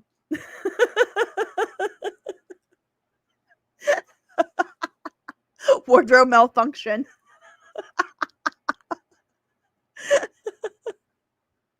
Oh my God. Okay. Back to I Love the 80s and Hanson. Bop. Bop. Like, is that like back on the Nature Channel? Here's Wolfie. Slam dunk! Like my experience in high school, the kid with this freaky facial hair is not usually loved by the rest of the school. But this kid's full on, puberty to the 10th degree. And everyone's like, oh, Teen Wolf, cool. Yeah, it was kind of weird, like how he automatically became cool and popular as a wolf. All right, we'll just play for a minute. I gotta go take care of Dale, my kitty cat. BRB in 30 seconds. Come to our party. I'll sleep with you, Teen Wolf. You just change back and forth whenever you feel like it. Sometimes I have to get kind of worked up to be the wolf. What do you think about to get worked up? You are an animal.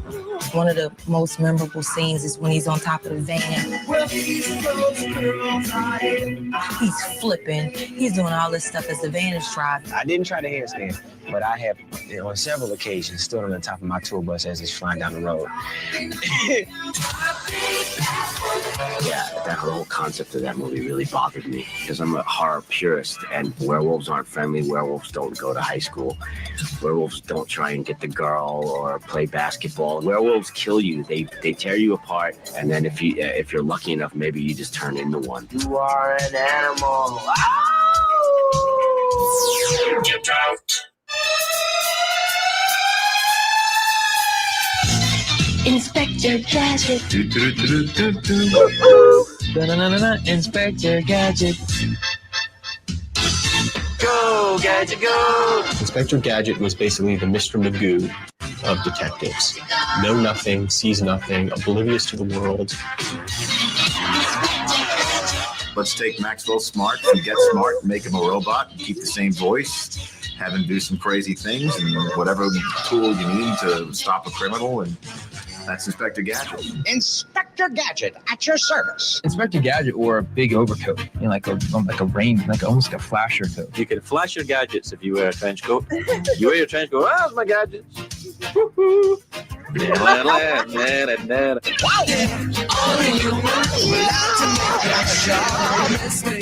has like 500 gadgets. He doesn't know what any of them do. My favorite was the little helicopter that used to shoot out of his head, like out of his hat, and he'd hold on to the little handlebars there, and he'd fly around. The roller skates came out of his shoes, the nipple ring. I missed that episode. Nobody gonna mention Penny and Brain? Dr. There we go. You realize it was Get Smart again, because the Claw was a villain in Get Smart. I remember Dr. Claw. What a bastard. Dr. Claw will try to kidnap him. Your mission is to protect the professor from the forces of mad. Inspector Gadget was cool just because he was so dumb, and the little girl helps him with everything. You've got to rescue him, Brain. I'll look for the money. Penny, Penny, his niece. Look at Penny with her Apple Watch. Her Apple Watch in 1985. She solves all of them with Brain the dog. Gadget, I don't know how you do it. You stopped the mad plot to dry up the earth. I did? I don't know why he was celebrated. He's an embarrassment to law enforcement. For shame, Inspector Gadget. If I need a guy who's got a helicopter in his head, I will call you. Until then, adieu. Her iPad. Remington Steel. Yeah. Pierce Brosnan. He was really young. He had lots of like that hair that's, stud, that English guy in this We've definitely talked about this show before. suit. Every girl crazy about his shine as me. I remember thinking that Pierce Brosnan was very cute, and he still is. I mean, the guy's name was Remington Steel. I mean, normally you see that in a Tracy Lords movie. Just don't expect me to call you your lordship. No, certainly not now. We'll save the pet names for the bedroom, eh? Pierce Brosnan is certainly the better remembered of the two leads in Remington Steel. But let us not shortchange Daphne Zuniga. Stephanie Powers. No. Oh, that was Zimbalist. Stephanie Zimbalist. Whoever it was, it's irrelevant. It doesn't matter. Let's not forget her. There would not have been Remington Steel were it not for Stephanie Zimbalist. Tell me, Miss Holt, how did you become a dick? I beg your pardon. She had a detective agency. It was named Remington Steel, but there was no Remington Steel. And she hires Pierce Brosnan's character, and they would be private eyes together. I'm watching you. Didn't he kind of goof it up all the time? Or wasn't he the guy that, was like, ooh, look at that girl, while the guy gets away? Then they also kind of had crushes on each other. So like every episode you thought and hoped they were going to kiss. I put this theme on the B tier. So good. It changed throughout the time, but it was still a good one. That's why I tuned in. You always do things on such a grand scale, Mr. Pearson. Only when I'm aroused. Oh, yes, I know. I couldn't sleep nights worrying about that. Sexual tension between those people in Remington Steel. What would you say to a nice little American shag? Hello, nice little American shag. Remington Steel was primarily about sexism in the workplace. A female private investigator? A private investigator must have one thing above all else, a penis. And Remington Steel taught us that lesson and taught us that lesson well. Ladies. Yep. Lovely day, isn't it? Falco. That was a jam. How did you come up with that song? Rock Me Amadeus. Well, what funny old thing to write about, I think next Friday we might be doing a sing along to all the ladies of the 80s. So I always thought it was Rock Me, I'm a Danish, Apple Danish. Amadeus.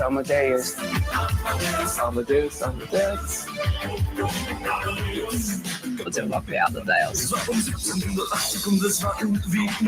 It made me think I could speak German.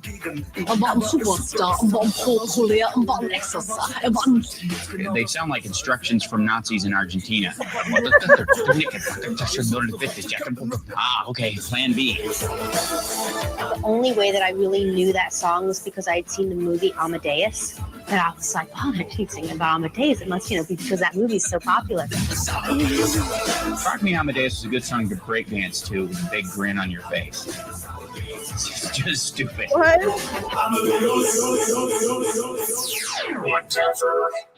You take a block from the bottom and you put it on. That's where you pile the stuff up with sticks. No, was it with sticks? Oh man, Jenga.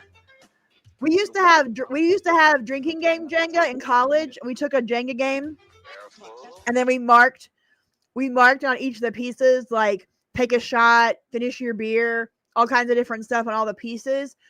And when you pulled it out, you had to, if you pulled it out and everything stayed up, then you had to do what was on the piece. That's what we did in college. People have strategies. You know what I mean? I think a lot of people too also got their like engineering and construction degrees playing this game. How you build a tower, you just don't stop. Till someone knocks it over, and that's when you stop. All over America, lame white people would go to parties and not know how to interact. Oh, it's nothing. Nothing? No. Then God gave us Jenga. Jenga. Jenga, what the hell is Jenga? Come on, Charlie, you got the fastest hands in the room.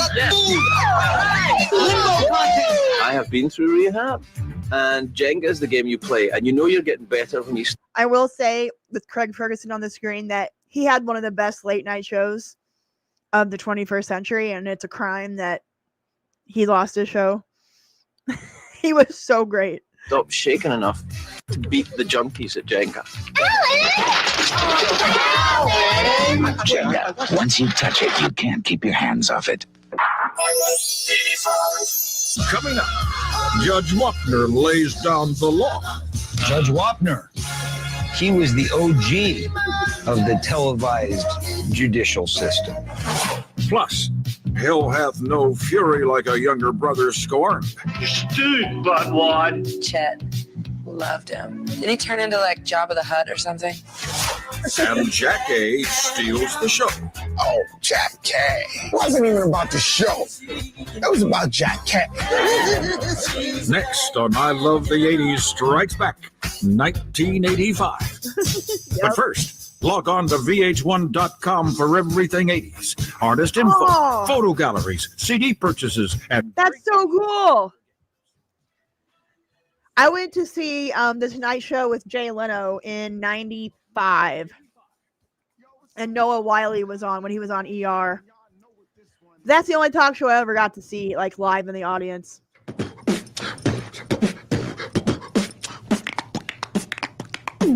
Have you ever seen a show with fellas on the mic with 1 minute rhymes and don't come out right? They never write, that's not polite. Am I lying? No, you're quite right.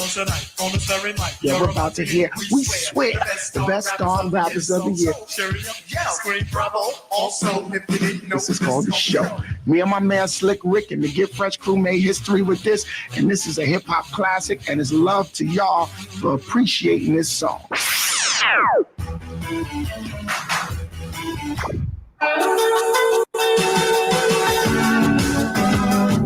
Welcome to your life. I'm a huge fan of the barter system, but to me, I have not done a hip hop night, but I need to. I could do a hip hop, and a 90s R&B is like my favorite genre of music ever. I have a special place in my heart for 90s R&B. But I need to do a hip hop night. Like I in the 90s especially, I lived rap and hip hop. It was an R&B. That was my lane. And instead of grunge and rock, I was definitely more hip hop, R&B, and rap. Not a bad idea. I like it. The only crappy thing about having music nights is that we can't like just sit and jam out to the songs because they will pull the live stream if I just let songs play, which sucks. Tears for Fears is not a fair trade. Oh, I love Tears for Fears. There's one song after another, and they were all good. They were like Depeche Mode for straight people. They were kind of gay, but not so gay that we couldn't listen to them.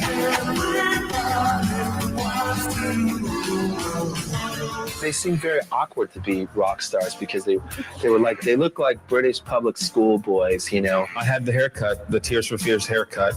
Definitely had that for at least a semester. They're both pretty ugly guys, and not even sexy ugly. Like they got their ass kicked on the playground ugly. And with a name like Roland Orzabal, of course you got your ass kicked. Kurt Smith is at least kind of like a macho, like he could be a porn star, he could be an action hero. Kurt Smith. But Roland Orzabal? Shout, let it all out. These are the things I could do. They were angry boys. Come on. I'm talking to you. Come on. See? No wonder. We're only halfway through this episode. You guys want to keep watching? Stain removal was huge in the 80s, and Shout to me always sounded like a commercial for what I still believe is the greatest stain remover this country has ever produced. You gotta respect Tears for Fears for the passion with which they sang about the little librarian. Remember her? This was the Strike Back episode. I meant to play the original I Love the 80s and then maybe do Strikes Back, so I messed up. I do apologize for that.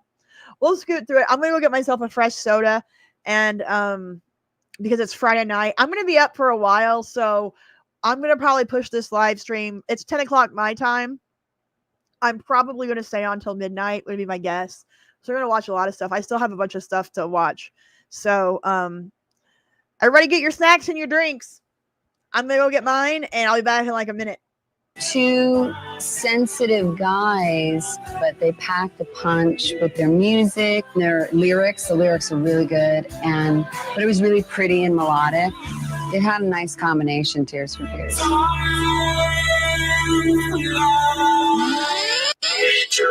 Indiana basketball coach Bobby Knight has invented a new sport, chair tossing. He repped it even better. He tossed Knight out of the game. Bobby Knight threw a chair onto the court and was thrown out in a game against Purdue. It happens to the best of us. Purdue just asks for it. That's excitement. That's real coaching. I don't think I'm really going out on a limb when you say Bobby Knight's a bit of a. Not once was any mention of him being fired. Not once. They know it because they know Bobby Knight keeps the games exciting. That's why they only suspended him for one day. It was good for the school because everybody came to the game just not only to see him win, they want to see what Bobby gonna do today. Yeah, I've had some Bobby Knight moments. Hell yeah. We've all been there. I was in a high school production of Bye Bye Birdie. The director made what I think was a really stupid directorial decision, and I threw my chair right at him. Chair, but... God! Oh. Damn it, that wasn't traveling! Coach Knight, it's okay. It's not okay! It's a basketball game! It's more important than life or death! I'm Bobby Knight! You missed it! That was a simple alley-oop! I'm gonna kill you, you 19-year-old walk-on! I love 85!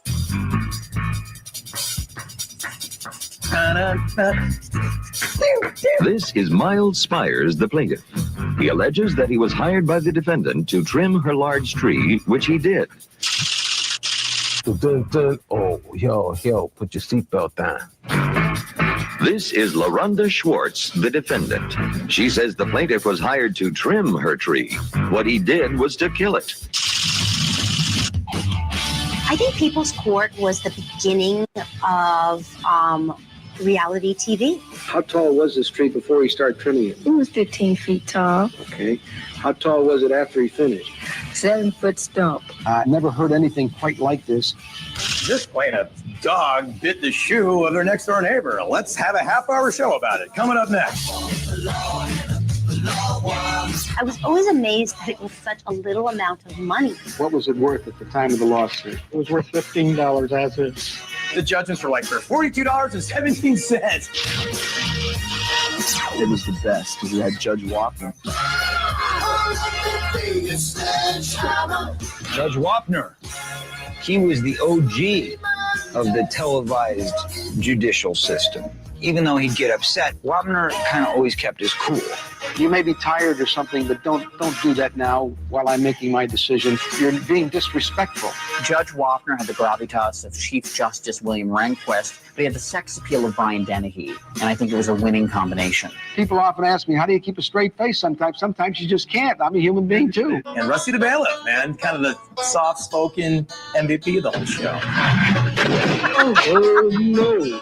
Rusty. Oh, that's going to bring another lawsuit.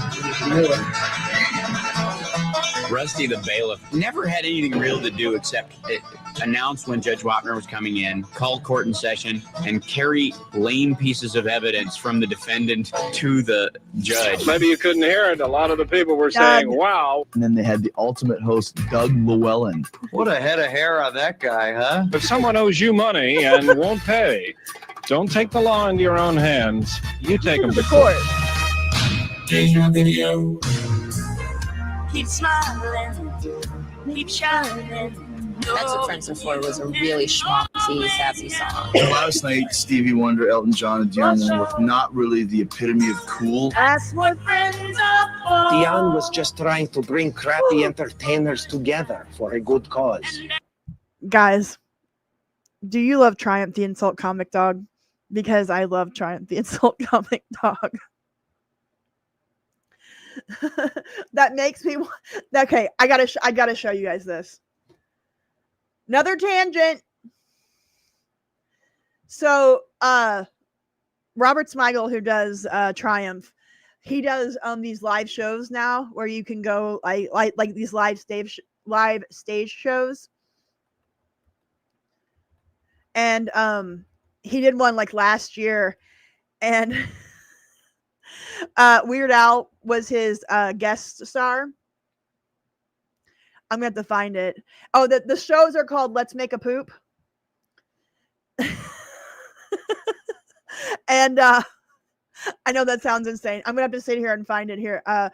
Anyways, they did this game where they had to sing songs to popular tunes with funny lyrics, and they did one about 80s television. And you got to see it. It's really great. So I'm gonna find it because I want you guys to see it. I talked about it in my favorite things on YouTube video like months ago, but nobody really watched that video, which is fine. But I gotta share it with you guys. You're gonna love it. It was a song to help AIDS awareness and AIDS charity. It's unfortunate when your prom song is associated primarily with AIDS, but maybe it's a good warning for kids. Wrap that rascal, guys.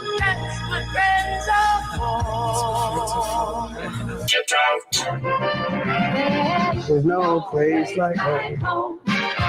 It's your family around you, you're never alone. Oh my gosh, I loved 227. I think I've talked before about how much I love 227. Hilarious. I'm a communications liaison. What is a communications liaison? A receptionist. 227 was about a group of people living in an apartment numbered 227.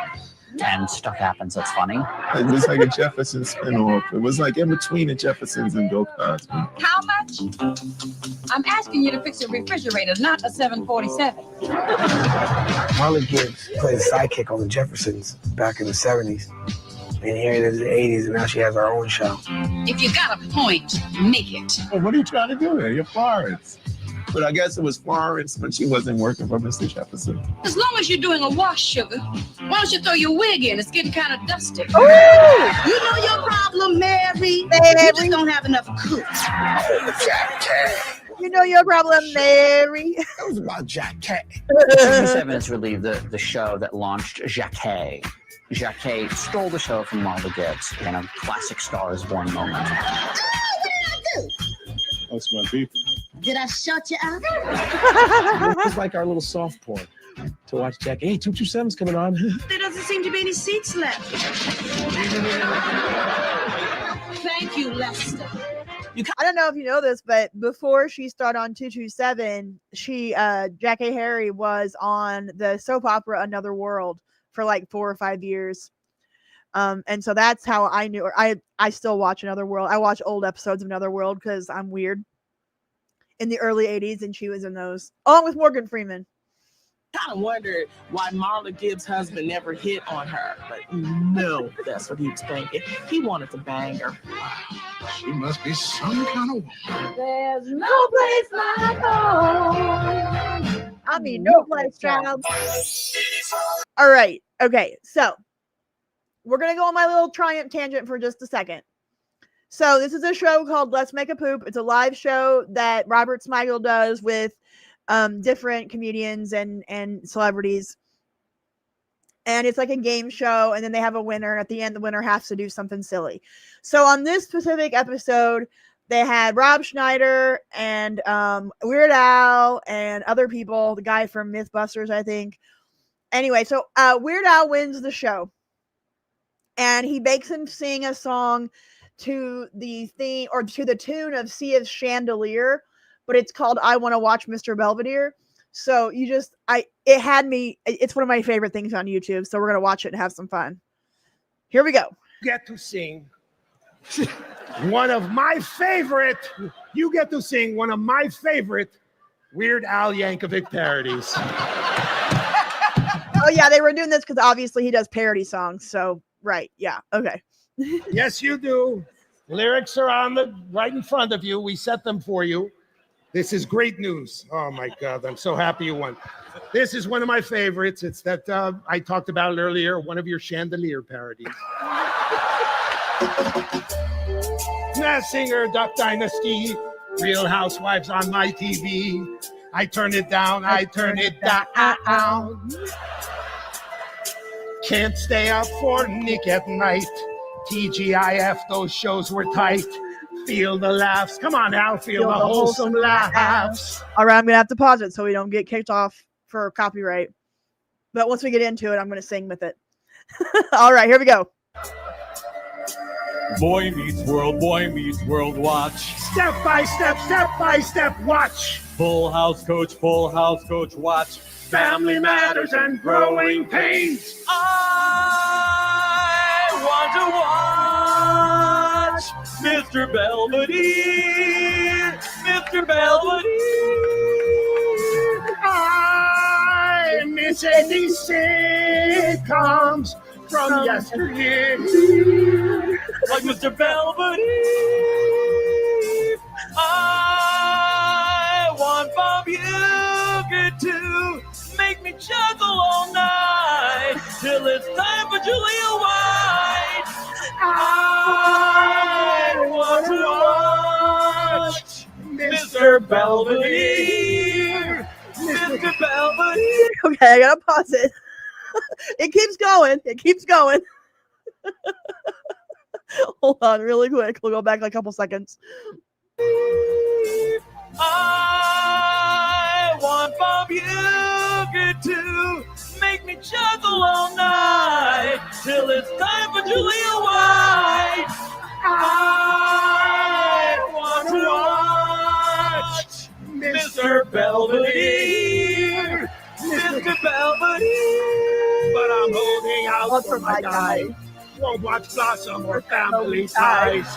He's a butler with culture and class. Tony Danza and Cheers Eat My Ass. Cheers Eat My Ass! Went to the gallery, had to do it. Autographed by Christopher Hewitt. I turn it down, I turn it down. Here comes the bid, yes. 1, 2, 3, 1, 2, 3, sold. 1, 2, 3, 1, 2, 3, sold. 1, 2, 3, 1, 2, 3, sold. To the man in the 14th row. I have it all. I'm this auctioneer. He talks so fast, but the words are all clear. Yes, his diction's austere. I want to go home and watch the rest of the world. My 13 gonna 30 girls. 'Cause I only watch films with Judy Greer. Films with Judy Greer. We're now Yankovic. We're now Yankovic. Ladies and gentlemen.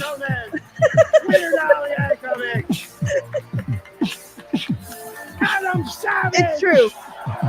Come on, give it up. Amber Ruffin, Robbie Schneider, Michael Winslow.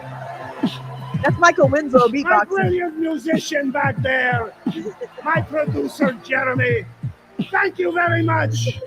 What a night, what a crowd for me to poop on.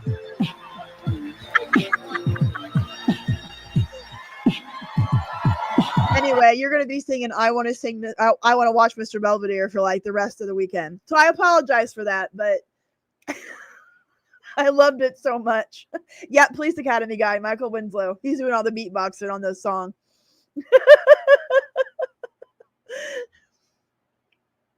Oh, it wasn't this loud. I thought this was fun. All right. Back to 1985. 1985, 40 years ago.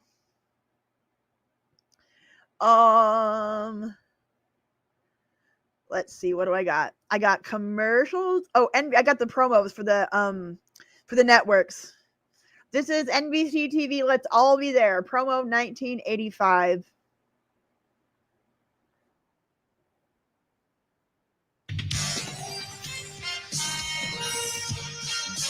Hold on. Making sure I got it on. There we go. All right, here we go.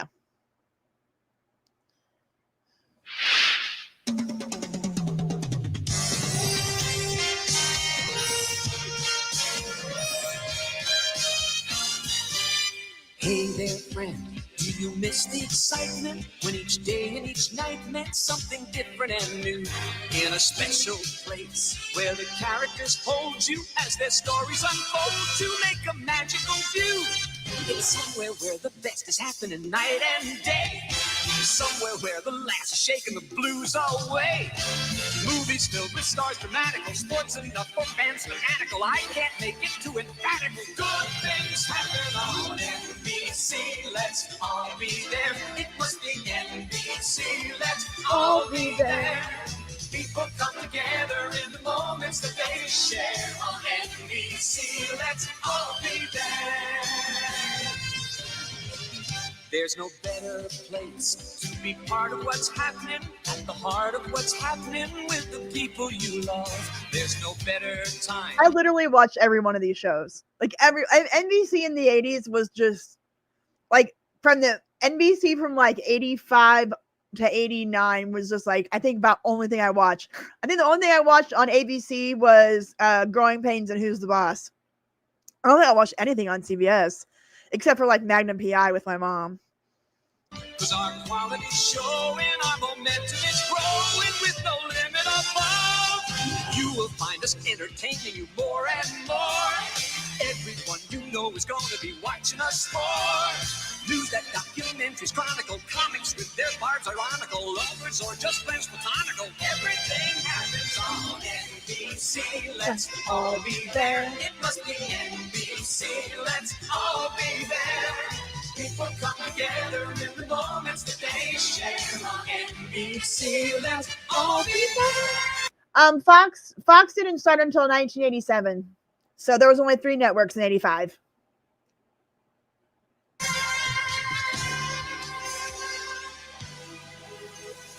Hurry, Devin! Be there for laughter, for And heroes Riptide. chasing after the bad guys who stack them to win. Be there for passion, for hearts that go crashing, where angels and fools rush on in. Be there for action, for client satisfaction, for moments you'll treasure that you'll keep forever on NBC. Let's all be there. It must be NBC. Let's all be there. People come together in the moments that they share. Correct. On NBC. Let's all be there. That was awesome. Whoops, hold on. Where am I at? ESPN started in 1979.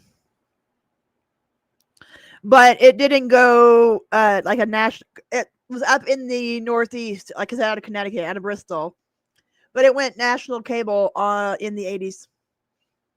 I'm doing an ESPN video at some point because ESPN in the late 80s to throughout the 90s was like I cannot tell you how much ESPN I watched during that time. SportsCenter was like you'd watch SportsCenter at night and then you'd watch the replay in the morning.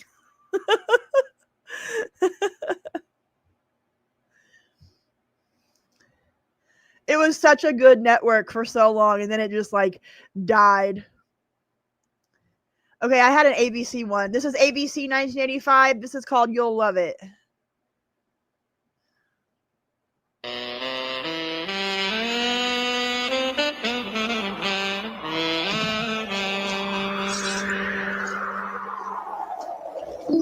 Sometimes I get weary.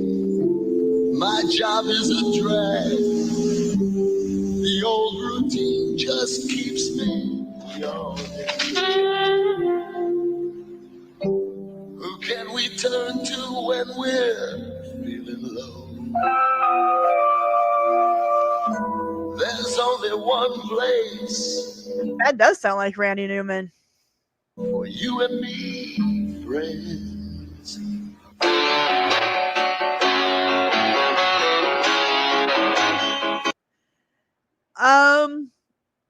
What were the first programs to air on Fox when it officially became a network in 87? I know that they had Down and Out in Beverly Hills, which only lasted a few episodes. Tracy Ullman Show, 21 Jump Street. I think those are the earliest ones. I think. I'm sure I'm missing somebody. And then, Simpsons came off the Tracy Ullman Show. And then Married with Children, I think, started 88. So I got one of the two.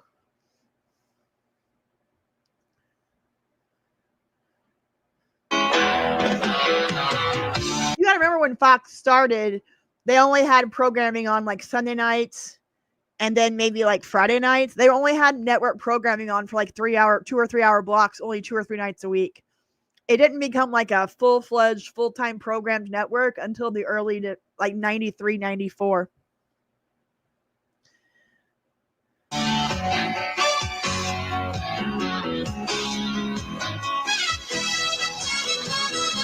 Home at last. So Married with Children started in 87. I was thinking it was 88.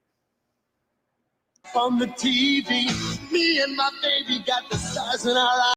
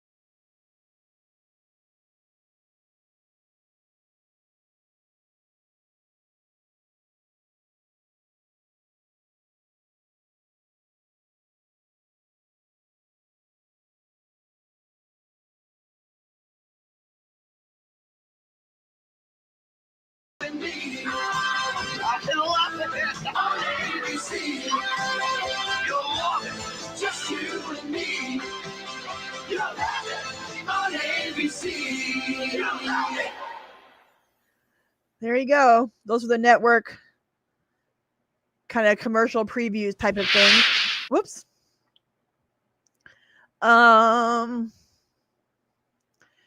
Let's do some more commercials. Let's do some cereal commercials. I found a bunch on this channel, Child of the 80s.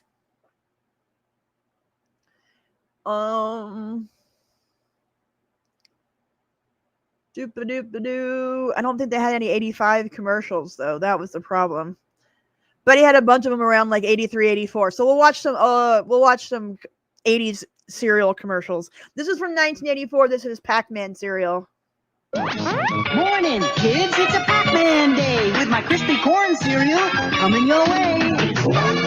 With marshmallows. Delicious. I'm Pinky. I'm Pinky. I'm Pinky. I'm Clyde. With the marshmallows, you'll find inside. There goes a Pac-Pop. Oh, and Pinky too. Oh, he's marshmallow. You can chomp him too. Part of this nutritious breakfast. It's marshmallows. Delicious.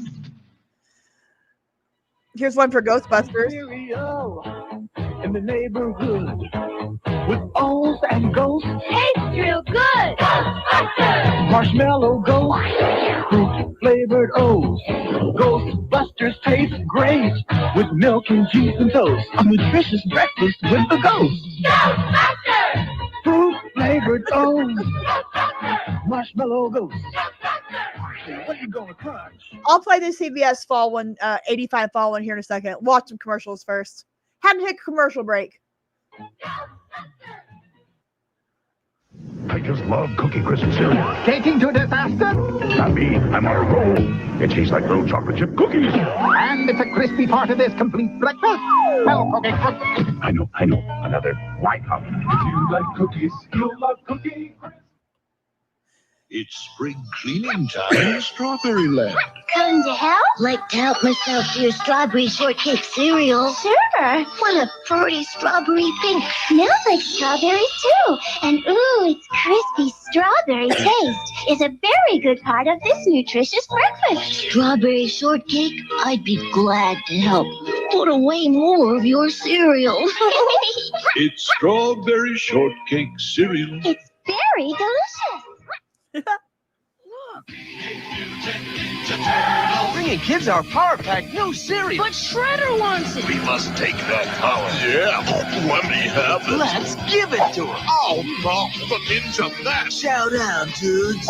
It's Crunchy Ninja Nest with Ninja Marshmallows. A Power Pack Crunch. Part of your balanced breakfast. Tastes great. Now we crunch you. Turtle power! Teenage Mutant Ninja Turtle. Teenage Mutant Ninja Turtle. I love Smurfberry Crunch cereal so much, I smurfed a machine to double production. Smurfberry Crunch is fun to eat. A Smurfy fruity breakfast treat.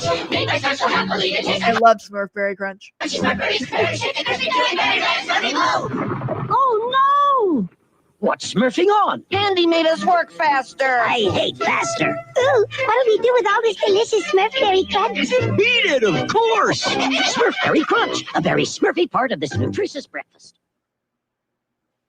Now, it's here. The excitement, the adventure of a new force at breakfast. We'll call them C-3POs. New C-3PO cereal from Kellogg's. Twin rings, phase together. For 2 crunches in every double O. A delicious part of this nutritious breakfast. Now you can experience the taste of Kellogg's C-3POs. A crunchy new force at breakfast. May the force be with you.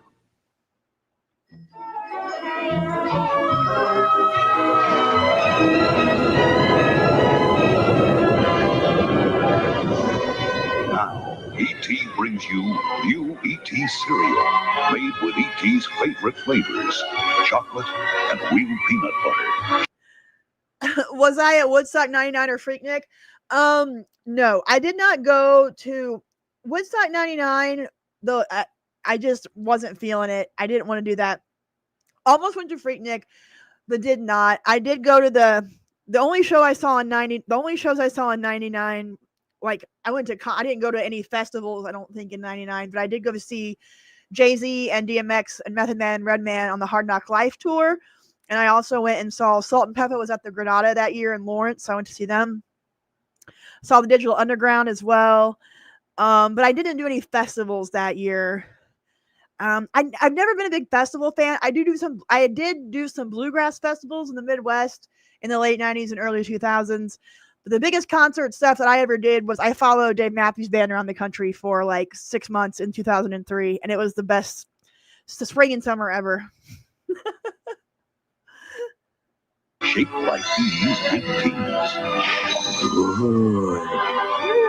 New ET cereal, a glowing part of this good breakfast. Yeah, Are you hungry? Hungry as a gremlin? Here's gremlin cereal. Gremlins, bite after bite. What a tasty way to satisfy a gremlin appetite. Gremlins is a deliciously sweet. I went to Ozfest in 2001, I think, in St. Louis. Crunchy cereal that satisfies the hungry little gremlin. That's it all about. Gremlins, bite after bite. What a tasty way to satisfy a gremlin appetite. Gremlin cereal is part of this complete breakfast. Yep. Wu-Tang. And Cool's teaming up with a good balanced breakfast. Teaming up with Mr. T cereal. It's getting on the team. The team that knows how cool breakfast can be. You get a crispy corn taste with a touch of brown sugar. Teaming up with Mr. T. It's cool. Teaming up with Mr. T. Golden sweet crispy teas. One bite and you're gonna be eating with the team that's teaming up with Mr. T. It's cool. Teaming up with Mr. T. Good morning, Mr. Breakfast. Would you like some Mr. T cereal? Oh, man. So there you go. Those was a bunch of cereal commercials from 1985 or around 1985, 83, 84, 85, 86.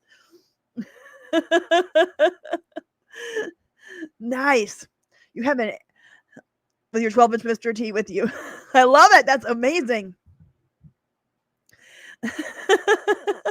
I was a good time. I had all kinds of fun in the 90s and the OOs, the aughts, if you will, my 20s. I did a lot of fun things. I worked for a television station and I got tickets to a lot of stuff. And then I was a sports reporter, so I went to a lot of sporting events and things like that. So I was pretty lucky back then. Had a lot of fun. Had some fun. Had some good times. Oh yeah, I want to do the CBS We've Got the Touch from 1985. We watched ABC and NBC, so let's do CBS. You've touched us in a way that we can feel. You've touched us, and now our dreams are real. You've made us see ourselves in you. You're part of everything we do. It's all here on CBS. CBS is you. CBS, and you've got the touch. CBS and you. Together we're the best. We've got the touch on CBS. With your laughter and your tears. With the friends we've loved for years. You've shown us how to take a chance. I think that is Kenny Rogers. Find romance. It's all here on CBS. CBS is you.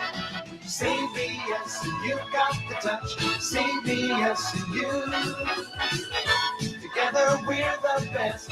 We've got the touch on CBS. Coming your way. Bringing the friends you've got to see. Brighten your day. Full of surprise and mystery. Am I a fan of roller coasters? I was when I was younger. I used to love roller coasters. I won't go near them now. But when I was younger, I was all about it. Feeling alright. Making those magic moments last. Stars in the night. Taking you through the looking glass. CBS in America. Making dreams come true. Together we're the best. We've got the touch on CBS. CBS. You've got to touch CBS. CBS and you. Together we're the best. We've got the touch. We've got the touch. We've got the touch on CBS. We've got the touch on CBS.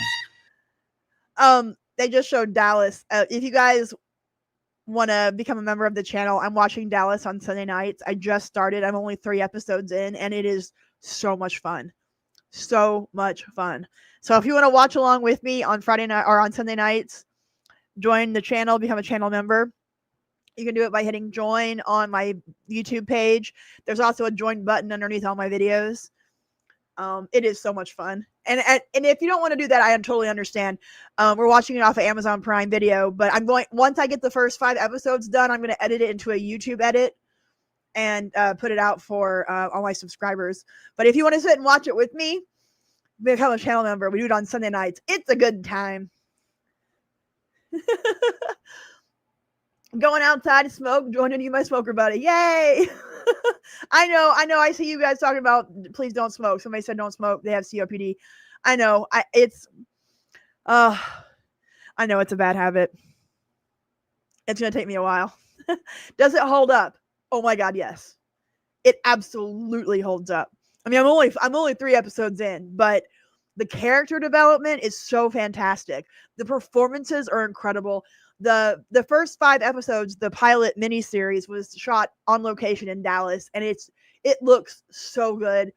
The story is so good. The acting is so, I mean, it absolutely holds up. I would watch it, hands down, I would watch it over anything they have out right now. It is so good. So definitely, it's going to take me a while to get to Who Shot. I was the end of season 3, I believe, and the beginning of season 4. I'm watching 2 episodes a week. I might do more than that, but right now, while I'm trying to figure out how to do it and how to shoot it, because right now I'm just literally like sitting in my bedroom with my phone, watching it on TV. That's how I'm doing it right now. I got to get a camera set up and everything to do it. But yeah, I'm going to go through at least 2 episodes a week, maybe more. So it's going to take me about 10 to 12 weeks to get through a season. I might try to speed it up a little bit. Yeah, no spoilers.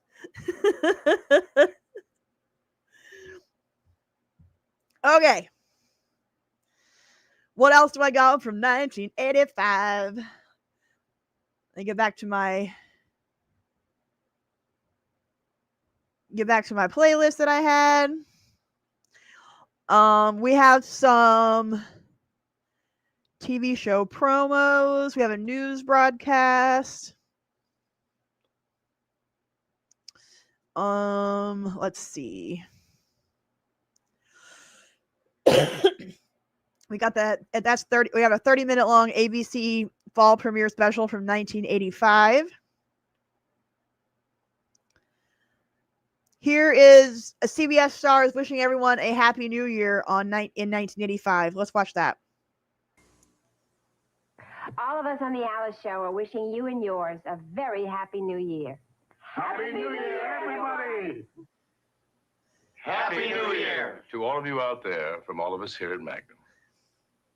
Holiday greetings from all of us here at the Jeffersons to all of you out there. Happy New Year!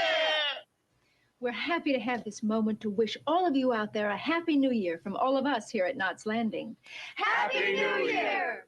From all of us to all of you. Happy New Year! Holiday greetings from all of us here at Airwolf. To all of you out there, Happy New Year! We're happy to have this moment to wish you a Happy Simon New and Year from Simon. all of us here at Simon & Simon. Happy New Year! We'd like to take this moment to wish you a Happy New Year. Happy New Year! Falcon Crest. There we go. Oh, we got some network promos. Let's see. Yeah, we'll watch some news here in a second. Let's do a network promo for from CBS from June 25th, 1985. So almost 40 years ago. In Front of the Children, starring John Lithgow, will return. Friday. I don't think I'm going to do Battle of Network Stars tonight. That was definitely more of a 70s, early 80s thing. I know it ran into 85, 86, but I might. We'll see. I've talked about Battle of Network Stars on videos and previous live streams. I think we watched one a couple of weeks ago. But here, let's watch some network promos, watch some news. Maybe we'll get into some network stars here in a minute. I'll think about it. I'll consider it. Not in Front of the Children, starring John Lithgow, will return. Friday, on the news, Roscoe is replaced by a robot, which leaves Bo and Luke to blow a bank robbery scheme sky high. He's a down but not out actor. No small parts. Yeah, only small actors. Yeah, I know. Whose wife wants him to quit. But can he beat the show business bug to save his marriage? Of all the gin joints and all the towns in the world, and she walks into mine. Robert Urich and Meredith Baxter Burney, take your best shot. Friday. This is CBS. Wednesday. Marion Rose White. Just a little operation, hon. Girls and boys, thousands of them sterilized against their will, despite protests of parents or patients. What? This is a motion picture about one of these girls, starring Catherine Ross and Valerie Perrine. Marion Rose White, based on a shocking true story that happened to thousands of children. Wow, I might have to add that to my 1985 TV movie video. If you guys haven't watched my latest video, it's about 1970s TV movies. It's pretty good if I do say so myself. Weekdays, feel the heat. Victor, the man who has everything, Victor damn Newman. Damn it. Including a forbidden passion that could devastate his marriage. Ashley, a powerful woman driven by an uncontrollable desire for a man she can never have. Nikki, the wife, devoted to one man and pursued by another. Jack, determined to have another man's wife, and his ambition could destroy them all. Feel the heat. The Young and the Restless. Weekdays on CBS. This is CBS. How would I compare TV movies now on Lifetime to TV movies in the 80s? There's no comparison in my book.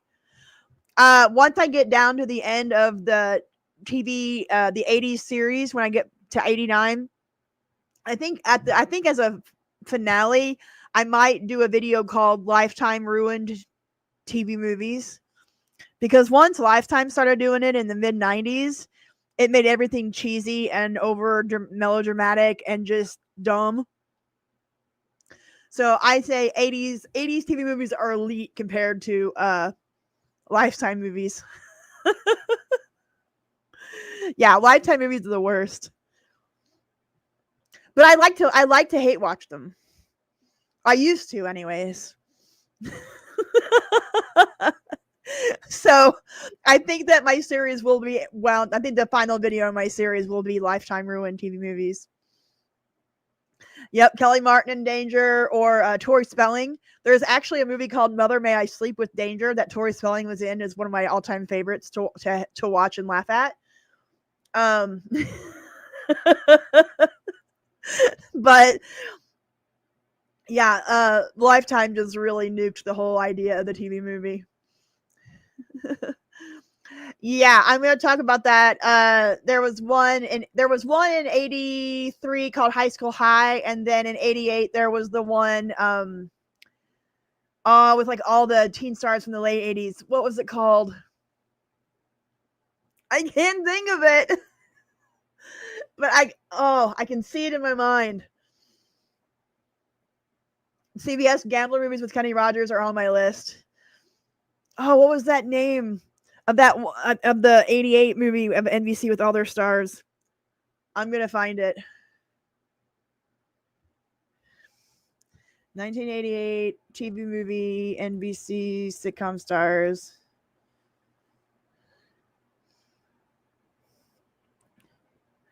Nope, not that one.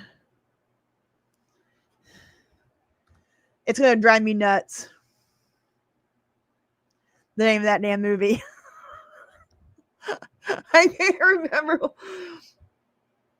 No, it wasn't. I don't remember it being about driving school. There was one. It was Oh my God. Yeah, Poison Ivy. I talked about Poison Ivy in my 1980s movie best of video. Oh my God. I'm going to find some people were talking about it in the comment section of one of my videos. Oh, this is going to Let me bring up my script for 88 because it's going to drive me nuts until I figure it out.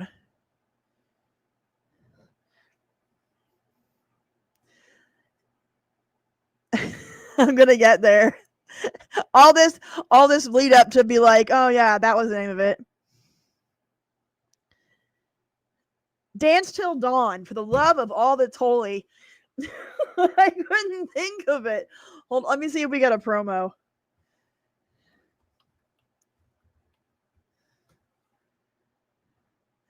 It has Christina Applegate and Alyssa Milano. Here's an ad for it.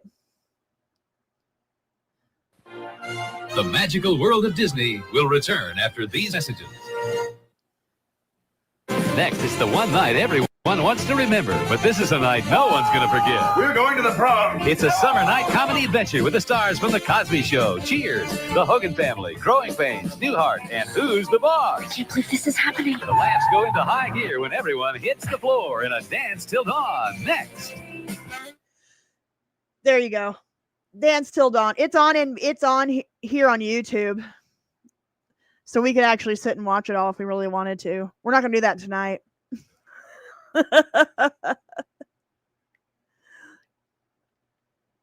So there you go. So yeah, that's how I'm going to end my TV movie series with a video called Lifetime Ruined It. Lifetime Ruined TV Movies. So yeah, definitely watch Dance Till Dawn. It has all of the 80s teen sitcom stars.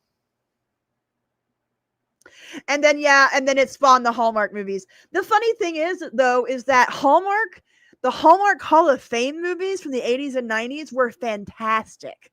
They were events. My mom and I would watch. They were on like 2 or 3 times a year, maybe twice a season. They would do a Hallmark Hall of Fame movie. And it was always an event in my house. My mom and I would always watch them together. But then they did this whole life, or the Hallmark movies where the girl's from a big city and then goes back to, or she's working in the big city and then goes back to her small town and meets the guy from high school or the guy that whatever, and then they kiss at the end. It's horrible. Yes, Sarah Plain and Tall was one of my favorites. Hallmark Hall of Fame was elite.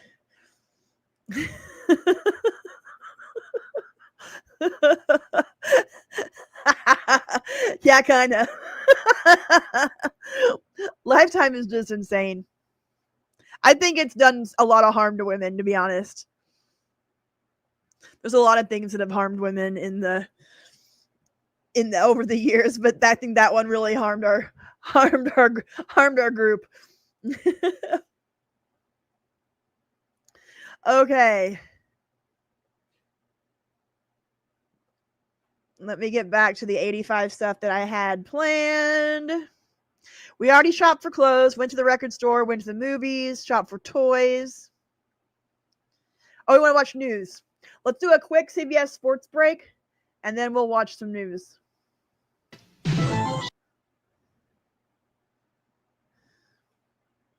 CBS Sports Break, sponsored by Michelob Classic Dark.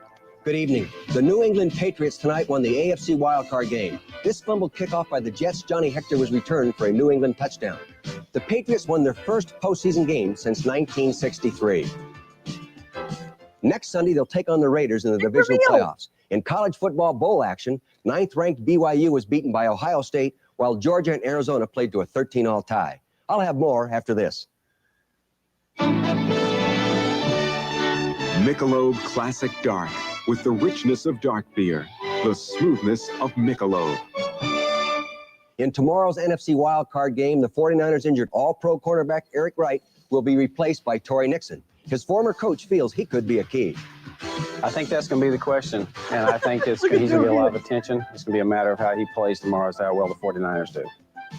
The 49ers are favored by 3 points. For CBS Sports Break, I'm Dick Vermeil. Amazing.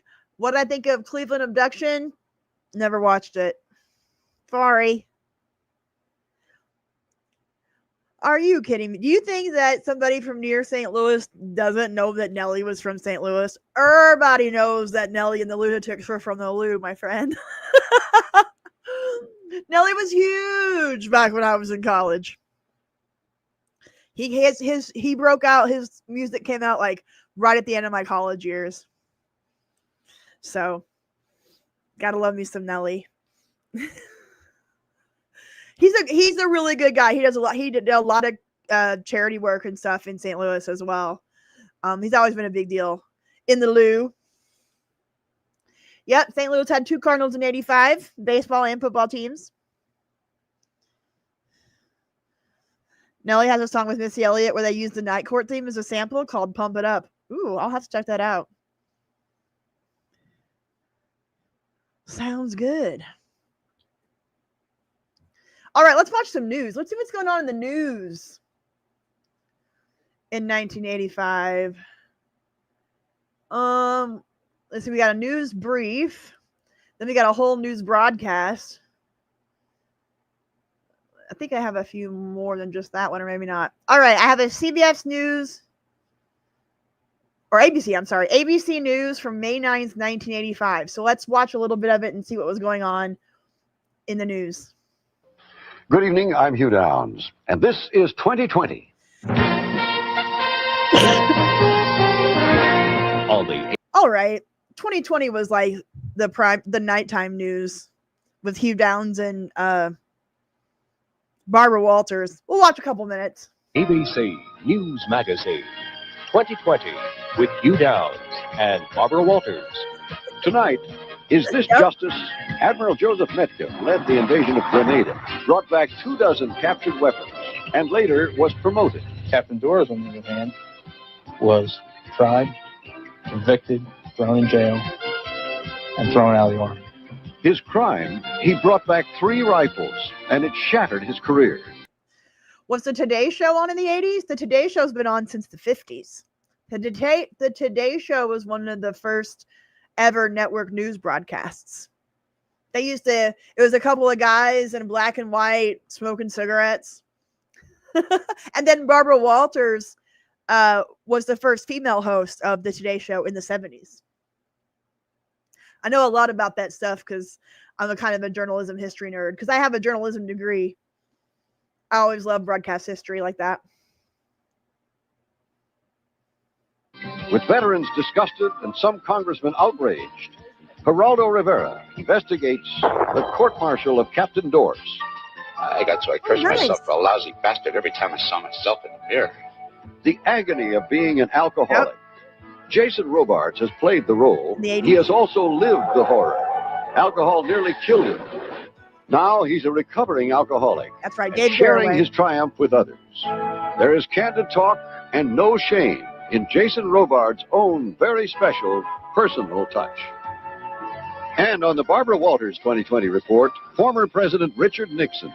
Nearly 11 years after he resigned from the presidency, some say he's a changed man. I'm just thankful that I'm still alive and able to conduct an intelligent conversation. I was in Washington, D.C. when Nixon died in the 90s. It was like 94, I think it was.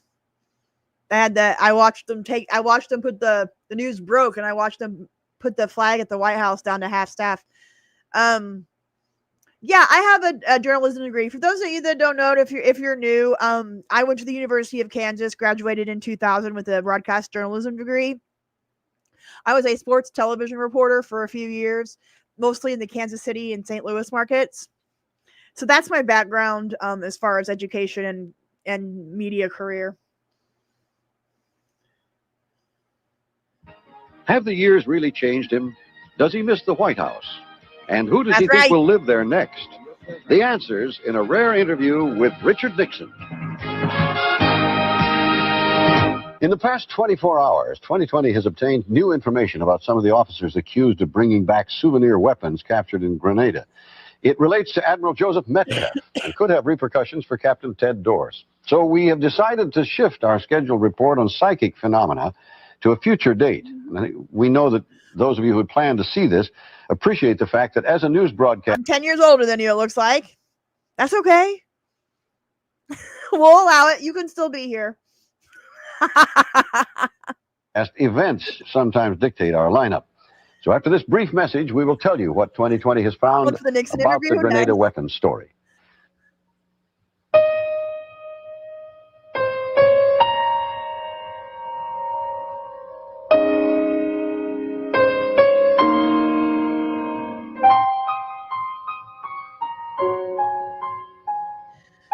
The only time I allow politics in the stream is if it's old politics, like from the 60s, 70s, 80s, even into the 90s. I don't allow current politics. So we'll watch Nixon. Oh yeah, my journalism background has definitely helped, at least with my knowledge of things, some things. But where was it? I missed it. Oh, here. Just think if Forrest didn't report those flashlights, Nixon probably wouldn't have got away with it. I'm a conspiracy theorist. Like, I don't do like regular politics, but I'm pretty sure that it was the CIA that took out Nixon. I think the story we've gotten from Woodward and Bernstein was a total narrative. I think they took him out. I think that was how they took JFK out in 63 and took Nixon out in 72. They just didn't have to kill him. But that's just my theory. Yep, terrorist hijackings in 85. They were talking a lot about that earlier in one of the videos we were watching. There was a lot of hijackings in 85. All right, another potty break, guys. I've been drinking a lot of soda, so I'll be right back. As long as there are people who can afford perfection, BMW will continue to pursue it. The BMW 630. Oh yeah, that's a whole thing. I think that whole narrative is BS as well. I've been just so you all know, I've been like I don't deal with regular politics. Like, I've always been on the fringes. I watched Alex Jones in like 1999, 2000, and regularly started watching him after 9/11. I've always been into conspiracy theories. Not that I believe them all, or not that I, I'm a crazy person, but I just always found them very interesting because I feel like, as Shakespeare said, all the world's a stage, and there's been a narrative created for us in news, politics, entertainment, pop culture. And so, yeah, I don't believe most of what they tell us. Yeah, it was a golden era in the 60s to 80s. Oh wow, near Tim McVeigh, huh? I think that guy was a patsy.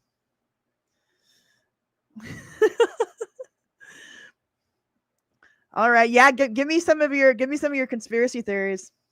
I like it. All right, potty break real fast. Be right back. 35 CSI. Up front tonight, 2020 has obtained confirmation that the Pentagon's Inspector General will soon release a report clearing Admiral Joseph Metcalf of wrongfully importing souvenir weapons from Grenada. But what 2020 has also found out is that one of Metcalf's aides will be held accountable for bringing the weapons back to the States. Now, this might anger anew those who see a double standard in prosecuting only some of those implicated in the affair. Geraldo Rivera and a 2020 team have been investigating this story. The successful invasion of Grenada was about the only unqualified military victory our country has enjoyed since the end of World War II, almost 40 years ago. But even that victory was not without its cost. About 20 of our men were killed in the invasion of the island, and dozens more were injured. But the dead and the wounded were not the only casualties. Consider, if you would, the case of Captain Ted Dawes and his family. When we did our job and did it relatively well, we came back as heroes, unlike the Vietnam veterans, unfortunately. And it needed to be done. And yet for you, Grenada was the end of the road, wasn't it? Yes, it was. 29-year-old former Army Captain Ted Dawes, a career officer, was court-martialed last summer for taking... What do I think about journalism today? I think it's a joke. Well, as far as like corporate, the reason I left the industry I left in 2003 because I hated the corporate environment, because everything was so manipulated. So like, I worked in advertising and marketing in television. After I did broadcast, I moved to I moved to the marketing side and advertising side. And I would say about 75 to 85% of all advertising at that time in 2003 was big pharma ads, car ads, beer ads. And that's what funded everything, right? And so, because that's where all your station's money came from, all of your income came from these companies, these big pharma, cars, beer. And then of course you had companies that owned like NBC, CBS, ABC. All of that stuff influenced what kind of news that they would report on, right? So they had control over what you would report on in the news, and it was so manipulated by the networks and by the advertisers. And I was just like, forget this. I'm not going to do this anymore. So I hate legacy media. I can't stand it. Cable news, legacy media, can't stand it. If I get my news from anywhere, it's from independent people now. And I love that. That's the only thing I love about one of the few things I love about the internet is that it has allowed for the emergence of independent news sources. So that's how I feel about that.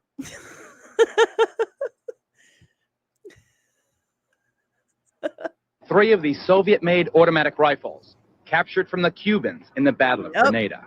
It's in awful. unlawfully bringing home those war souvenirs, Captain Dores was one of hundreds, perhaps thousands of other Navy, Marine, Army, and Air Force personnel attempting to do the same thing. But about a month ago, we watched some of the vault. His case is different than most of the others. Ted went to jail for it and got dishonorably discharged from the Army. Why is it just us? Why have we only been the ones to have to go through this? It's been traumatic beyond belief. And how do you express that to people? And it still very much is. Like, everything that you see, like, you can even see in the social media posts of legacy journalists, the people that are on the networks or on the cable news networks, it's all curated. It all comes from a top source, a top-down thing. That's why newspapers and stuff were so great back then, because you had like local journalists that covered local things. And the journalists used to be like the everyman, the working class guy that would go in and find stories and hold leadership accountable and things like that. And then it just completely changed in the 90s. When, I mean, we're getting really technical here, but in 1996, Bill Clinton signed the Telecommunications Act of 1996, and it changed the rules about who could own news sources. So used to, you could only own one news source in a market, right? In a market, you could either own a newspaper, or you could own a TV station, or you could own a radio station, but you couldn't own more than one. And you could only own them in so many markets. There were limits on who could own news sources. It was trying to keep it as independent as possible and not controlled. Well, in 96, Clinton signed that law, and it changed how it could done, how they could own stuff. And so then companies could come in and buy up all the media sources in a market. And so that's when you started having all these media conglomerates form. And you have like Sinclair Broadcast Group that owns like dozens of stations across the nation. And you see, there's that famous video where like all the network anchors are saying the same thing from all these different markets. That's Sinclair Broadcast Group. Yeah, that's exactly right. And that's Sinclair, because it's all top-down scripting from all this stuff. So they changed who could own what, and that's when networks all the news sources really became really controlled. It was controlled by the advertisers and the corporate overlords. Before that, everything was very independent and very local. But see, now, like, even the local newspapers and radio stations that are still around, they don't have usually their own local reporters. They might have one or two, but it's really weird. Like, they'll get on news feeds from UPI or Reuters and just regurgitate stuff off the news feed instead of having local reporters anymore. So anyway, I didn't mean to get off into this tangent, but But news and how we all get our news has really, really changed over the years. But little things like that 96 Telecom Act, I remember sitting in class and my professor coming in after Clinton had signed it and be like, your job is about to, like, the journalism career is about to change because of this bill. And then right after that, Fox News started, MSNBC and all that stuff started. CNN had already been around, but they weren't that big of a deal in the whole scheme of things. But anyways, yeah, the old Nightly News days are over. It's a whole shit show. So there you have it, and there you are. Didn't mean to get so serious. Let's watch a little. Let's see, how much more do we have in this? The Grenada story is like 30 minutes long. Holy balls. So we're going to stop the Grenada story. We're going to go to the Nixon story. And then we're going to wrap up with something fun. Right after this.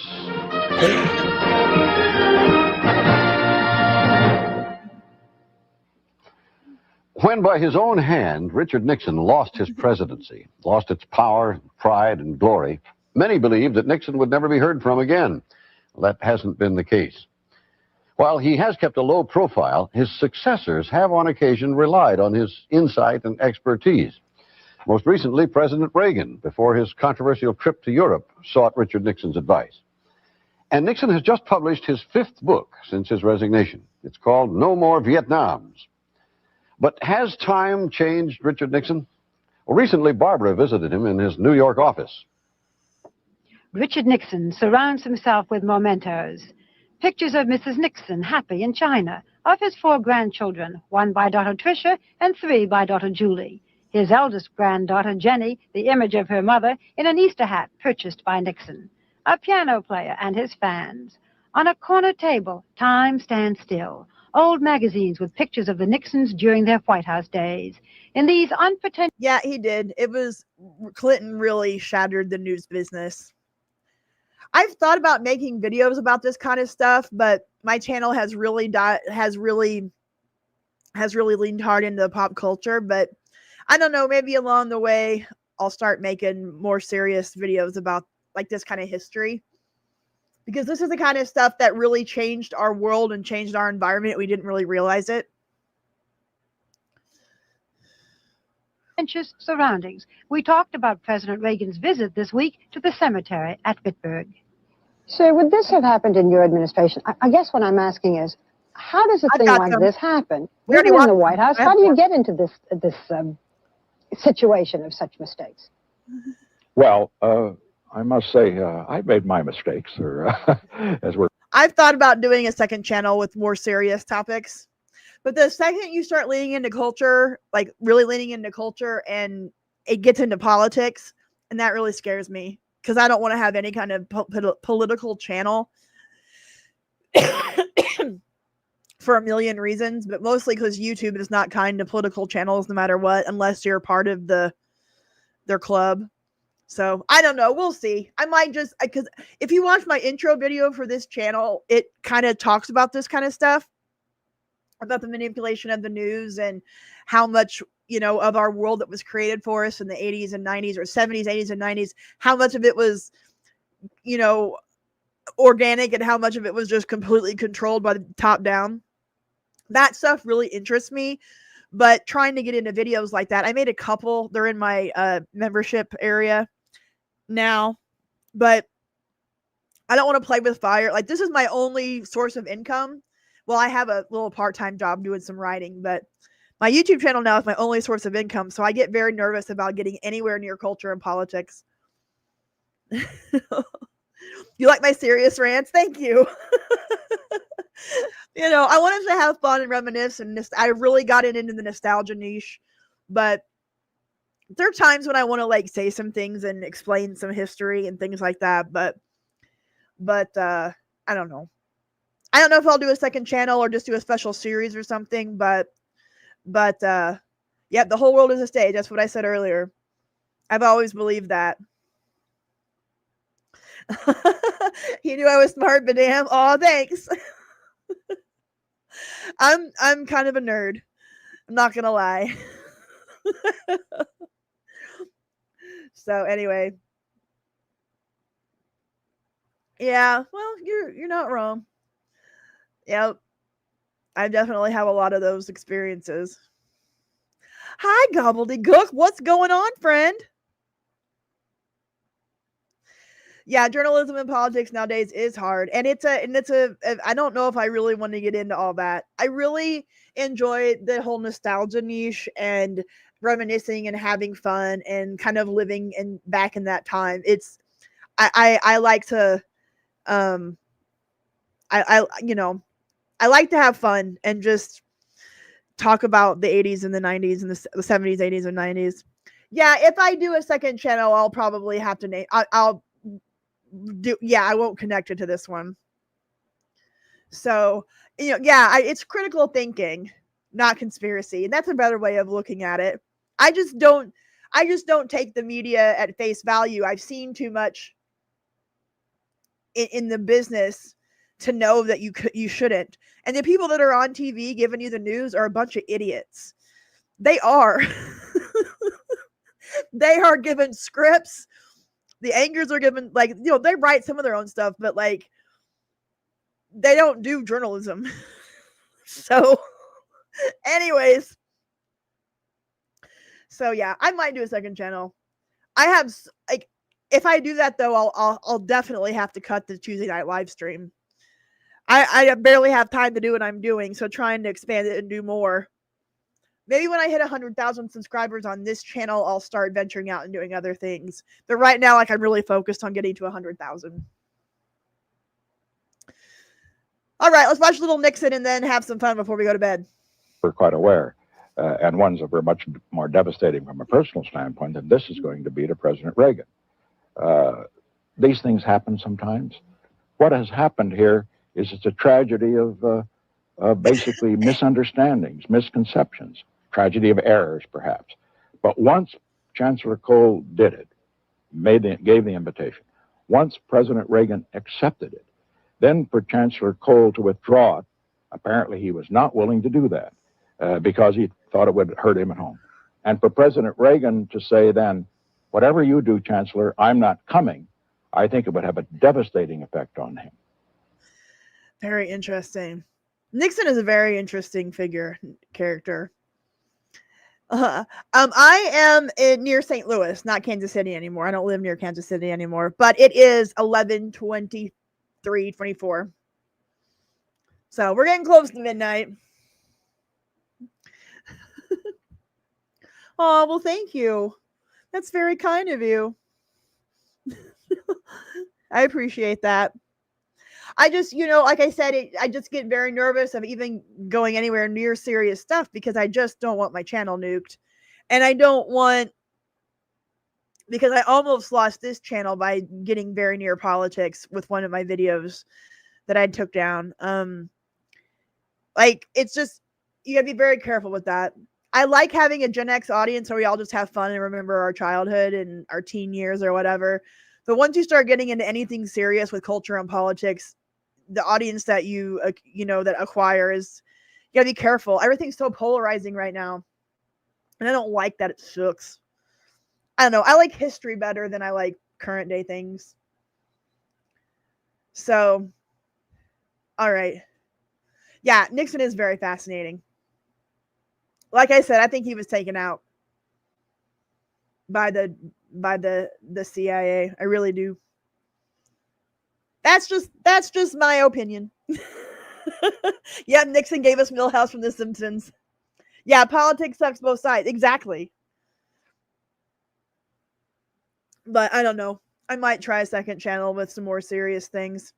Like history. Like journalism history. I really think journalism history is very interesting. And then just American pop culture, history, and culture. So, anyways, let's stop with all the serious talk. I do apologize for that. No one wants to be that serious on a Friday night. Here's a news brief, and then we'll go on to some TV show promos. An ABC News brief brought to you by the If we can hear it. Carnival Cruise Lines. Now from Washington, Tom Gerald. Good evening. More unrest in South Africa as 30,000 blacks attended funerals for victims of racial violence in the Euthanate area last week. Homes and businesses of blacks suspected of collaborating with police with firebombs. It truly is amazing how much like issues now were very much issues back then. Like there's like been very little change. Confrontations with police. 7 more Ohio savings and loans have qualified for federal deposit insurance. Oh, remember the savings and loan crisis of the late 80s? I totally forgot about that. To 18, the number that can offer full financial services. But customers of the failed Home State Savings Bank rallied to demand access to their accounts, which have been frozen. Now this. In the morning, in the evening, ain't we got fun? Kathy! Fun. That's what makes Carnival Cruise Line the most popular cruise line in the world. Negotiators for the striking Pan Am ground workers say they may recommend rejection of a tentative contract reached only yesterday. That's news brief. More later on the ABC Weekend Report. Oh, Pan Am. Old school. All right, here's some Tuesday promos. Tuesday, a night at the ballet gives Tony a dose of culture. Hey, watch out for Richard Coffee. Here comes Vasily Coffee. It's dance class dicton. What in Moscow? With a Russian accent. I even kissed him on both cheeks. Ooh. Who's the boss? Then, how do you improve the perfect family? Can you give me one real reason why we shouldn't have another child? Wait here. All it takes is a little love and, of course, growing pains. Tuesday. I'll give you one reason not to have another child, Maggie Seaver. It's because that'll make your show jump the shark.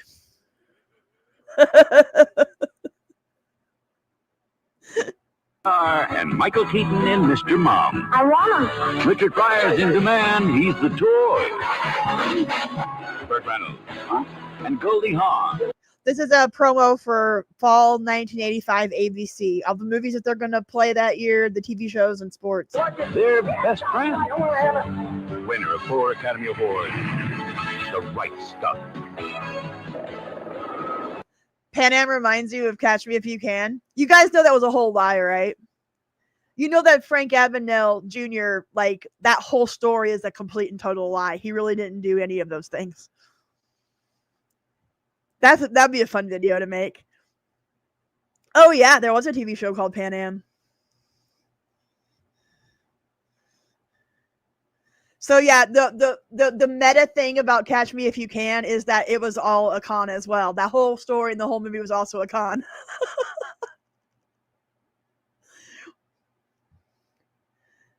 Yep, it's part of his con. The Supreme Fighting Machine. Bushiner. Blue Thunder. Yeah, it's true. He didn't. He might have done like 1 or 2 of the things. I think he might have taught at like BYU as a professor for like a few months. But oh, you could wait until you get it. Okay, sounds good. But yeah, Frank Abagnale, like, he did get into the whole security thing, but like all of the stories that he talked about in the movie, they weren't real. Like, he was only 15 when he ran away from home. And apparently he did all those things between the ages of 15 and 19. Nah. Yeah, he was on To Tell the Truth as well. He's here. Christopher Reeve, Robert Vaughn, and Richard Pryor in the network premiere of Superman 3. I'd like to make her look a little more attractive. How far can you pull back? How do you feel about Cleveland? It is just for the money, isn't it? Charles Durning, Terry Garr, Dabney Coleman, Jessica Lange, Bill Murray, Dustin Hoffman, and Dustin Hoffman in the Academy Award-winning Tootsie. Monday, the action's non-stop, so let the good times roll. Go get him, Tiger. While the judge calls the tune. All right, I'll be right back, guys. I thought we were a team here, you know? No, you got it wrong. You're the team, I'm the captain. Mark's in the driver's seat. This is funny, don't you? Yeah. Hardcastle and McCormick. It's another great season of NFL action. Mike Gifford, O.J. Simpson, and Joe Namath for Monday Night Football. Tuesday night is the start of something big. Tony Danza, Judith Light, and Katherine Hellman are a smash. Yay! I can feel the magic in the air. There's always something funny going on as Who's the Boss moves to its new time. Everybody act natural. How's this? Jason and Maggie Seaver had a typical marriage. Dad, the psychiatrist, went to work every day, and Mom stayed home with the kids. But not anymore. What happened? Mom went back to work. So Dad moved his practice into the house to keep an eye on things. I worry about leaving your father here to cope with all you monsters. So anyway, I was thinking that maybe we could go down there tonight, and Jerry would drive, so you wouldn't have to do it. What would your mother say? Mom? I guess you would say... What's the phrase I'm looking for here, Dad? No. Yes. Laughter is the best medicine for growing pains. You wanted them back. I'm Papa Bear, she's Sweet Cakes. Now Dave and Maddie are back. You said this is going to be fun. I said that? Yeah. Well, it was, He'll do anything for a laugh. Having fun yet? She's strictly high class. From the moment they met, it was magic. You're all right, kid. You're not bad yourself, fella. Not bad at all. If you're looking for a special kind of entertainment, you've come to the right place. The perfect romantic comedy is back. It's Moonlight. Two families struggling for power and survival. One governs by the system, the other rules with an iron fist. I gotta put your son in jail. And then I'm gonna put you in jail. Eli Wallach, Kenneth McMillan, and introducing Tom Mason, Michael Madsen, Daphne Ashbrook, and Michael Woods. The saga of the men and women who live, love, and die by the strange and fatal code of our family honor. Ooh, looks good. Do I have IG? Is that Instagram? Is that what IG is? If so, yeah, I do have one. I never look at it, but I have one.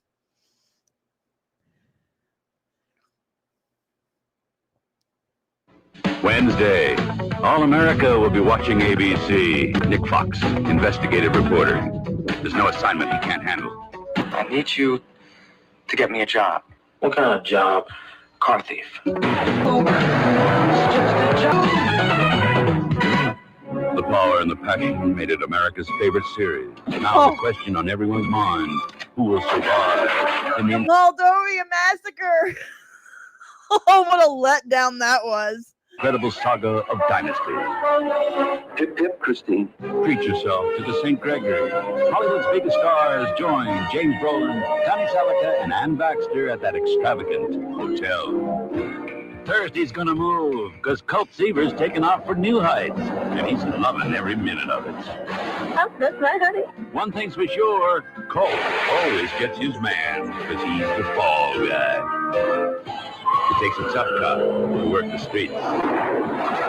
Internal affairs will probably bring you up on charges. And they don't come any tougher than this one. I want to know who did it. They were professionals. Off duty, she's every man's dream.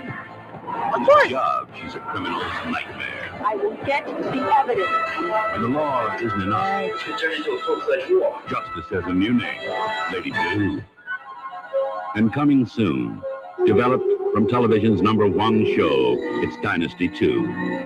The Colbys, America's most powerful family, takes on the world as John James, Emma Samms, Barbara Stanwyck, and Charlton Heston star in Dynasty 2, The Colbys. Charlton Heston. From tragedy to triumph, from the hottest stars to the latest fads, Hugh Downs and Barbara Walters host the Emmy Award-winning magazine show 2020. Friday never looked better. First, it's Webster, and along with Catherine George and Uncle Philip, he'll keep on stealing your heart. Try to get in before midnight so you don't turn into a pumpkin. You can turn into a pumpkin? Webster. And that outrageous British butler is back. Look what's playing at the drive-in. Snow White and the Terminator. She's bored with the draw? Mr. Belvedere. Arnold Jackson is on the move. What? Gary Coleman's Going Places, when Different Strokes moves uptown to ABC. That's great. The gang's all here with America's funniest politicians. I would like to do that. At some point, like if I get to that, I'm going to have to hire an editor or somebody to help me because it's very, very, it's very, very time consuming. So try to do all of this by myself is going to be hard. Oh, gotcha. Okay. Have I tried Molly or shrooms? Molly or shrooms? Yes, yes, and yes. I had fun in college. Then you look good. I'll be right back. Good, and I've got to get my dog. will once again I'm so sorry. My dog is being a pain. Boston, the city that gave America its first shot at freedom, gave it hope, dreams, and champions, where crime and injustice are out of place. At least that's how it seems to Spencer. He's like this city. He fights hard for what's right, but what's wrong keeps fighting back. I can't save the world. Well, Suze, I wasn't out there to save the world. I was out to save one 17-year-old kid, and I failed. You tried. From the series of best-selling suspense novels by Robert B. Parker, Robert Urich is Spencer for Hire. Saturday.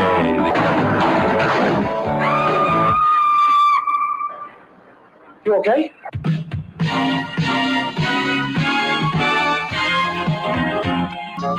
Jack Scalia and Jay Ackerbone are undercover cops on the Hollywood beat.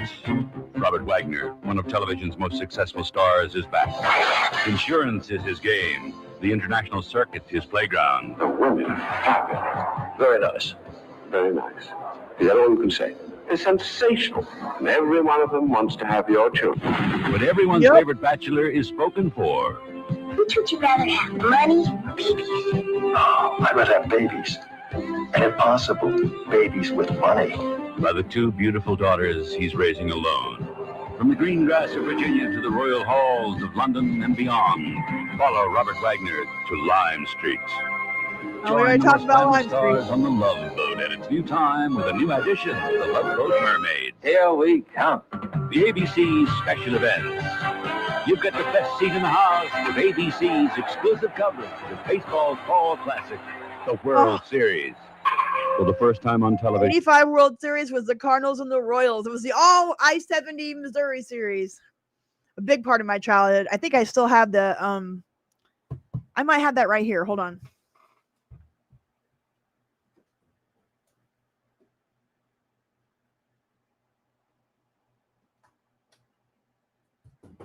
Crap. I still have the World Series like souvenir book from 1985.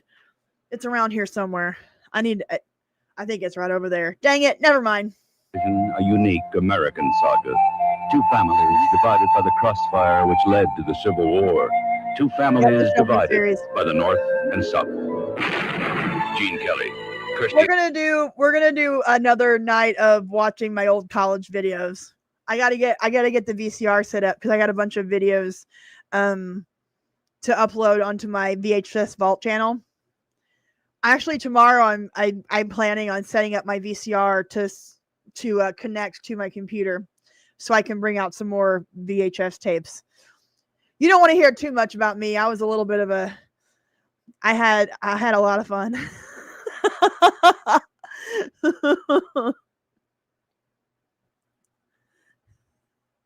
Let's see. Yeah, YouTube. You gotta be really careful with YouTube. Hey now, get out of here, Cubby fan. One of the guys I dated in college who I adore, I still talk to him to this day. He was from Chicago and a huge Cubs fan. And we were dating in 98, the year that McGuire and Sosa had their home run battle. That was so much fun. It was always kind of fun dating somebody that loves a rival team. You want to hear about me? Oh my goodness. Well, maybe someday. I don't want to reveal too much. Oh, the Expos. The Expos had like the best merch. Had the best branding and merch. Do I have any episodes of America's Most Wanted? Not like queued up or anything.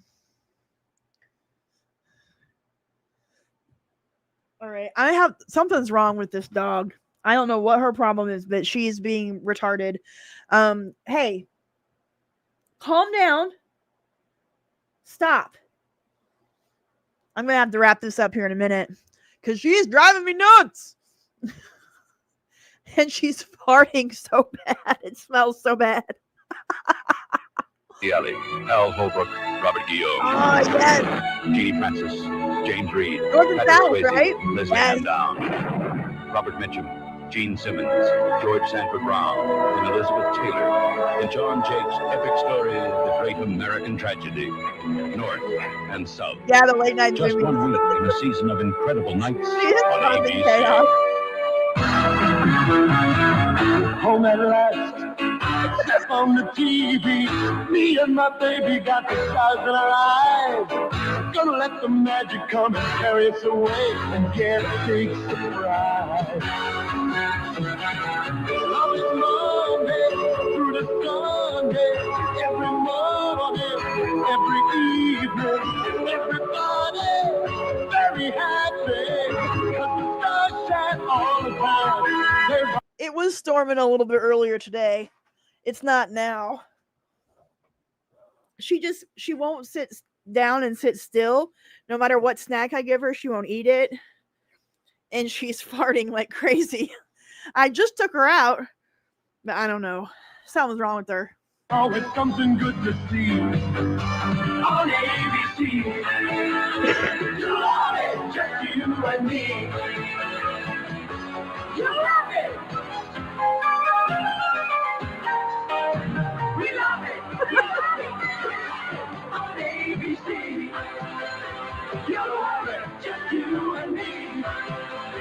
You love it on ABC. You love it. You love it.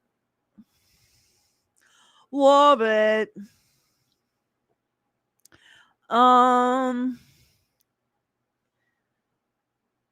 Let's see. Let's find something fun to end the night on. Something fun. Something that's not too terribly long. Here are some commercials from 85. Let's watch a few commercials and we'll call tonight. This is from Dave's Archive. He had a really good channel. We should end on a song, though. Jamming out to a song from 85. I got to think of what I want to... It doesn't really have to be from 85, but I got to think about which song I want to jam out on.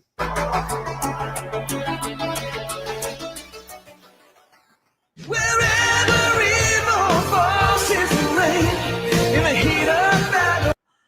Honestly, Robert, I don't know if I'll ever get into 70s miniseries. I mentioned them in my 70s TV movie video, but I don't want to get near Roots, to be honest with you. Because it was taught as history and it's a work of fiction and it was plagiarized, and I just do not want to go down that road. I just don't. So maybe, but we'll see. Rich Man, Poor Man, Centennial. I mean, there's a lot, Jesus of Nazareth, Civil, maybe, but I just don't want to go near Roots. It's like too, I don't know. Maybe, we'll see. Only one remains in the final hour when you hear the call, the courage to give your... Am I a Thomas Sowell fan? Huge. I've read a ton of his books. I could read Thomas Sowell like nonstop. Fantastic. Stand or fall.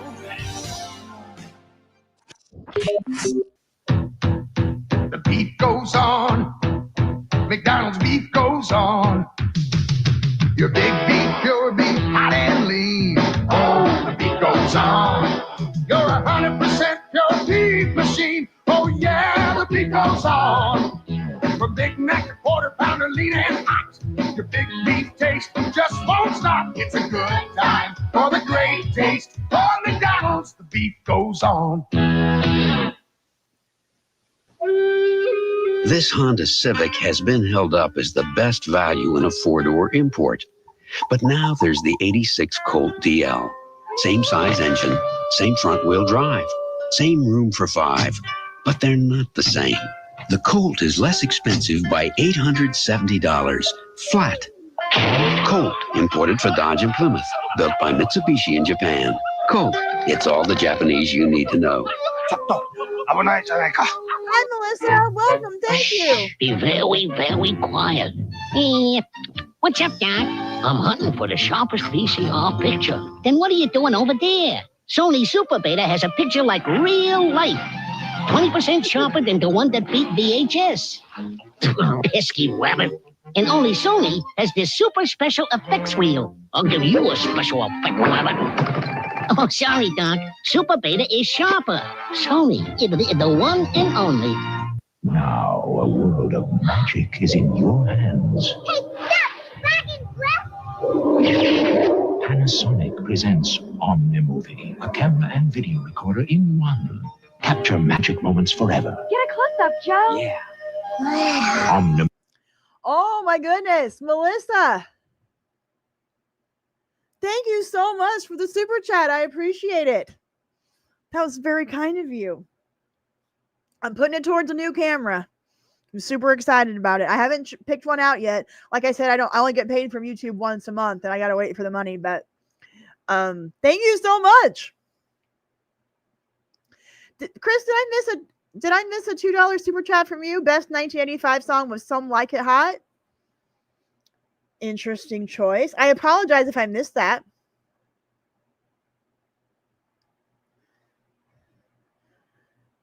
Maybe. Let me see.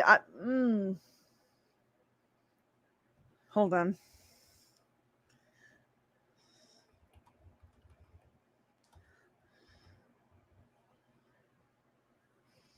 I mean, it's not terrible. But the best, I mean, we watched the video earlier of all the songs from 85, and like, I don't know if you could pick one.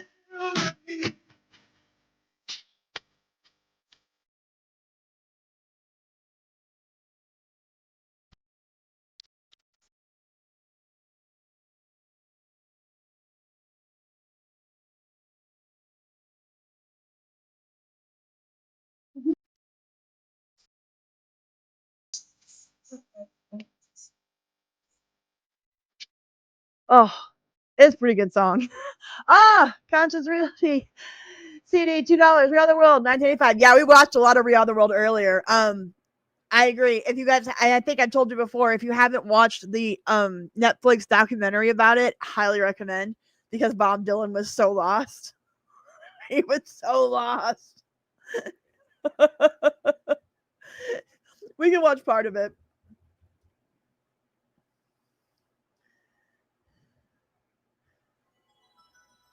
Best song of 85. Gobbledygook, $4.99. Don't you forget about me. Hands down, best 85 song. Yeah, we did Hands Across America a couple of weeks ago. We can do it again though. We'll listen to a little bit of Don't Forget About Me, Gobbledygook. Thank you so much. It's a tough one. Let's listen to it a little bit and I'll tell you what cause I like Michael's solo a lot.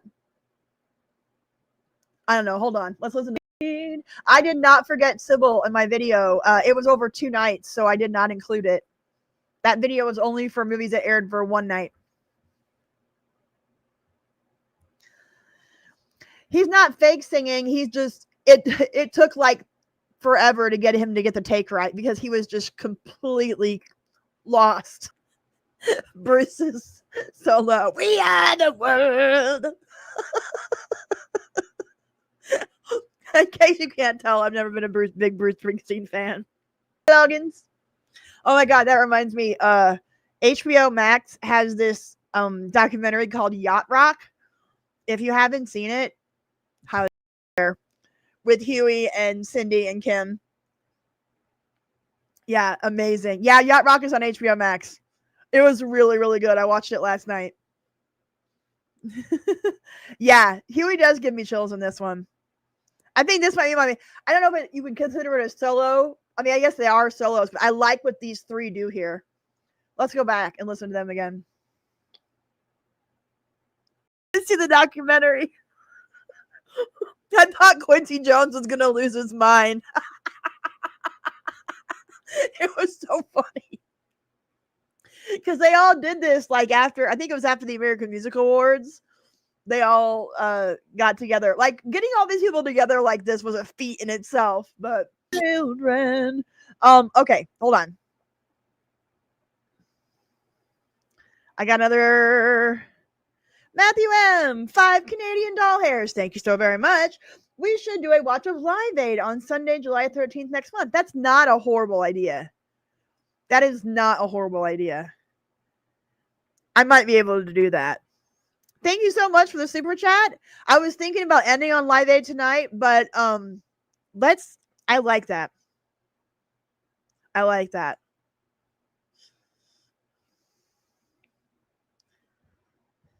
Yeah, I mean, definitely we got to do it. We got to do something for Live Aid, and I like the idea of just. I don't know if we'll be able to sit and watch it on a live stream. I mean, we'll have to do a lot of pausing, but it'd be fun.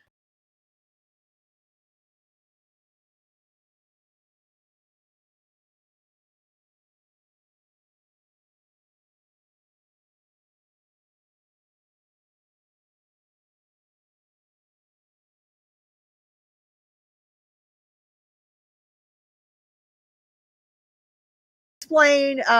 They do explain Aykroyd's presence there in the documentary. I'll have to find that for future live stream. Yeah, they needed a token Canadian. So much fun. Oh, that's okay. If you want to, I don't know if you can take it back or not, but if you want to, that's fine.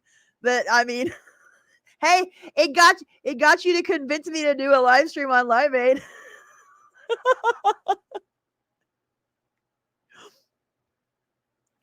Oh man. Well, it was too early for Celine, and Bryan Adams would have been good.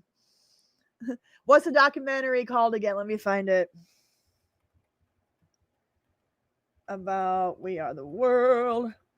It's called The Greatest Night in Pop.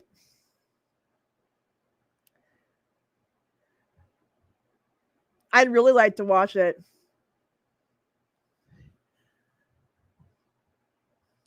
The Greatest Night in Pop. All right. Let's watch the opening of the 1985 MTV Video Music Awards, and then we'll watch the last part of Chatto, and then we're going to bed. At least I'm going to bed.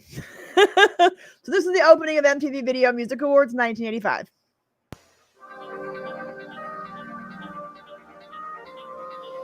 Sorry, gobbledygook. I'll get your song here in just a second. My bad. We listened to it a couple of times earlier in the night, so I do apologize. It's like, I wasn't going to do this.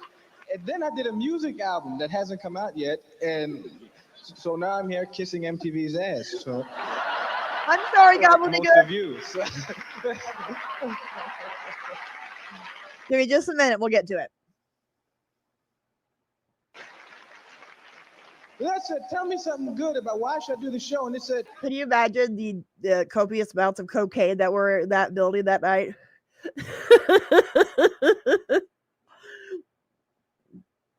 You want me to wear this kind of sweater? I couldn't wear that kind of sweater going through menopause. I can't even wear long sleeves at this point.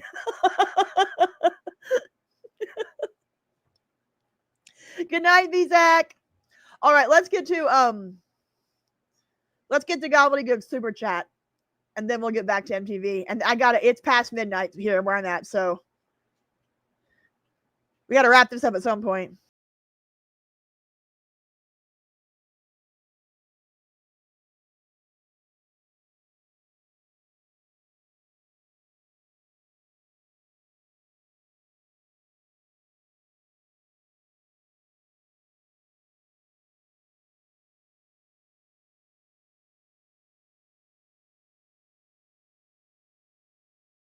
I love The Breakfast Club. It's a good one. Shermer, Illinois.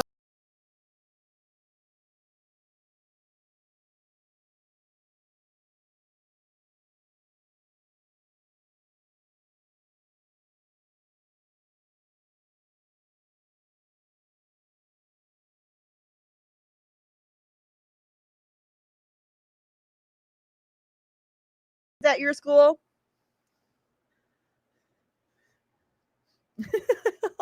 It's 106 where you're at. Gotcha. Yeah, John Hughes is great. I have a video called about 2 John Hughes movies with alternate endings. I really like that one. Who is your favorite character in Breakfast Club? I think I like Anthony Michael Hall the best, but I don't know. Emilio was good too. I don't know. I like them all. We did not have Saturday detention at my school. We had after school detention, and then we had in school suspension. But I don't think we ever had Saturday. I don't think. At least not.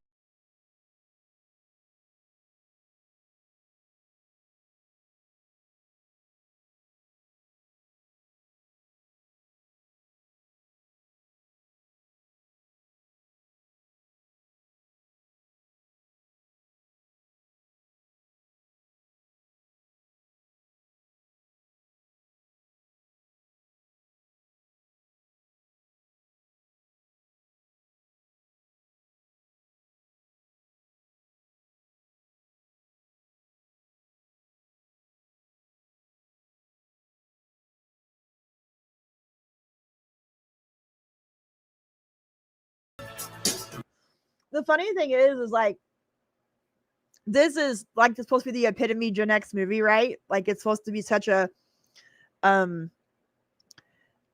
like a microcosm of Gen X or whatever from high school. But this was only for older Gen X because I was only like 7 years old when this movie came out. So, I mean, I still loved it. Don't get me wrong, but all of these guys were born in the mid 60s. Some of them, I think, a couple of them were actually boomers.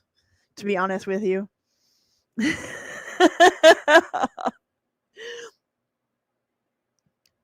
Let's find out.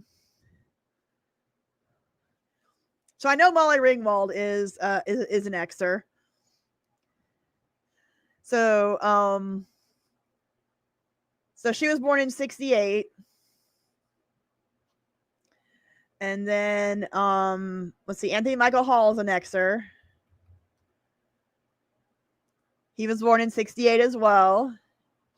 Emilio Estevez was born in 62. So in the original definition of Gen X, Emilio Estevez would have been an Xer, but now he's considered a boomer. Let's see.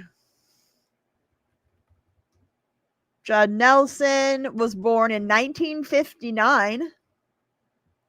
So he's definitely a boomer. And then Ali Sheedy.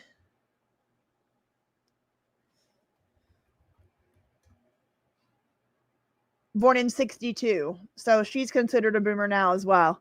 So yeah, Gen X used to be 61 to 81. Then they changed it to 64 to 84. And now it's 65 to 80.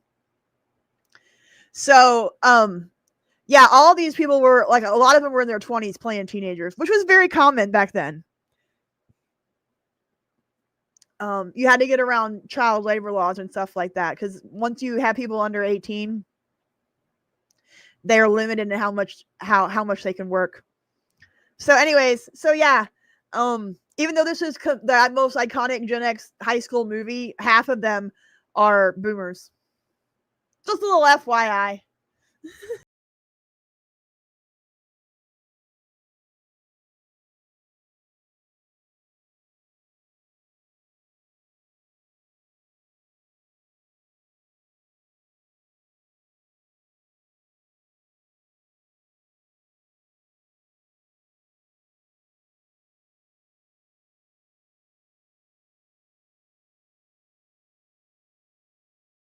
So good. So good.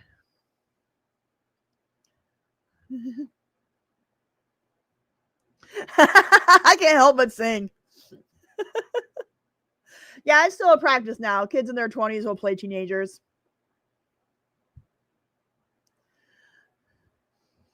You don't understand 16 Candles as an adult. Why would you make a kids movie like that as an adult, imagining teen girls?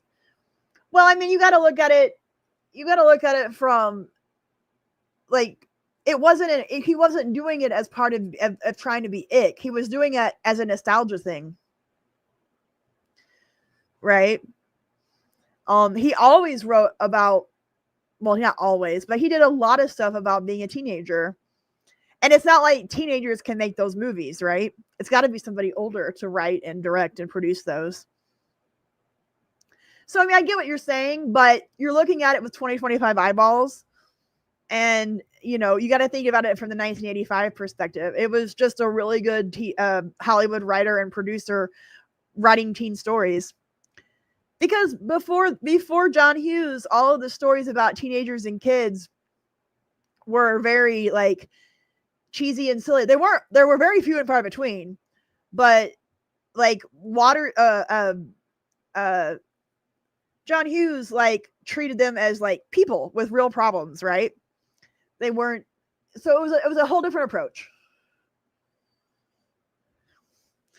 Yeah. I mean, you know, you can call them wildly inappropriate if you want to now. But I mean, again, we're looking at this with 2025 eyeballs. So, pretty racist. Why would it be racist?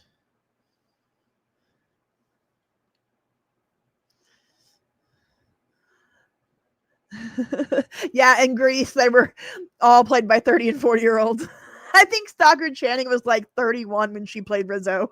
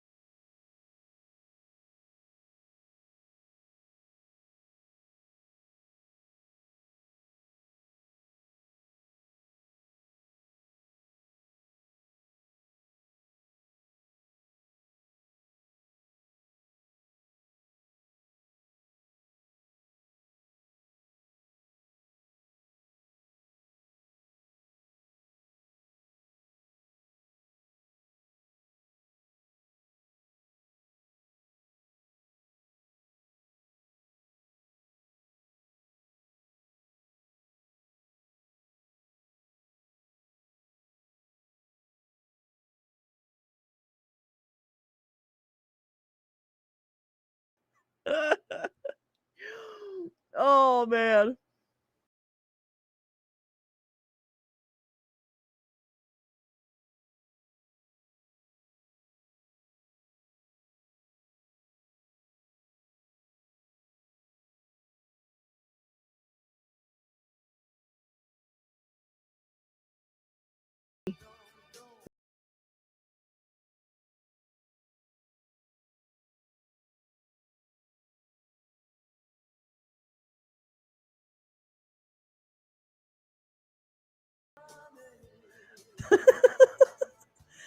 Yeah, some of them are absurdist.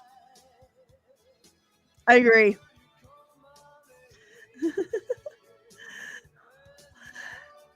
Hello, Nenemas.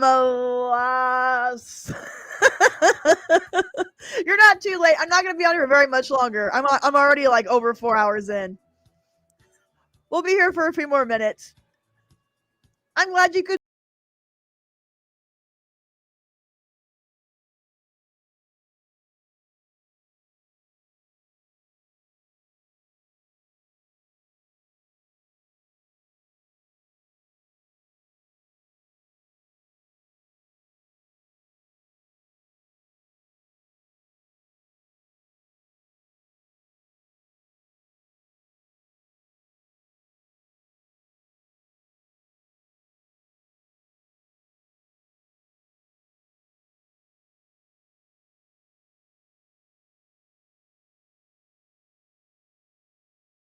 Put a group of teenagers in a room for a few hours and they'll couple up really fast. Poor Anthony Michael Hall didn't get a lady.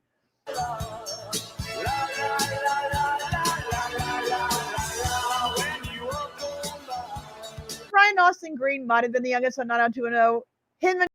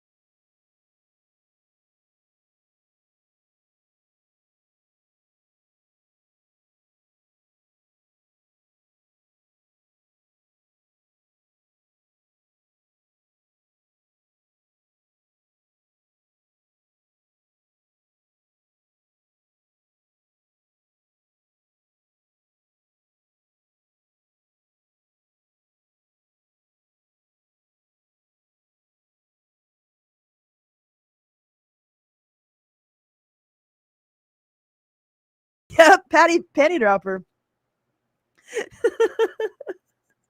Yeah, exactly. How did we meet? Well, I liked his picture, so I swiped on it. Like, you want to talk about destroying society. Online dating and those apps, I swear. Oh, thank you. None of the last. None of the last. I appreciate it.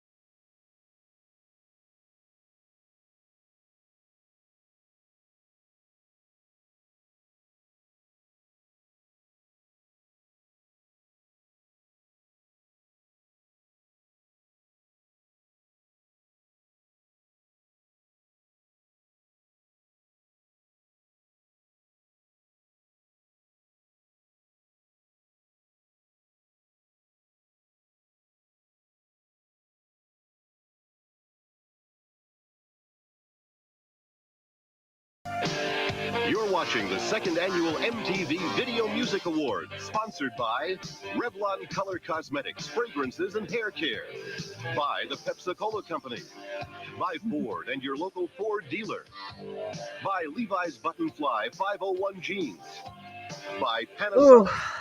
and by Miller Beer. That's a good question. But I tell you what though, if I do end up opening a Retire Mall, I would think that the grand opening would have to include a Tiffany concert.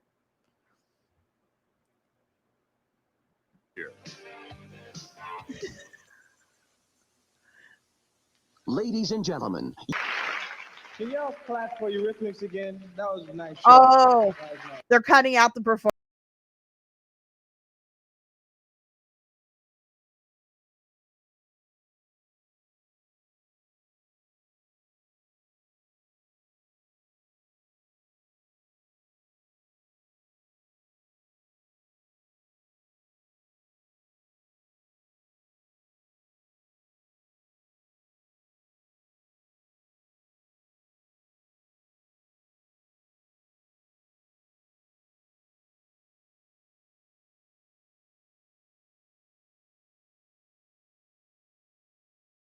I wonder if that's in Ogden, Utah.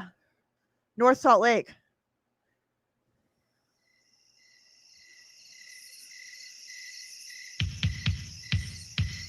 Let me in your heartbeat, let me feel your heartbeat, let me touch your heartbeat, I can change your heartbeat.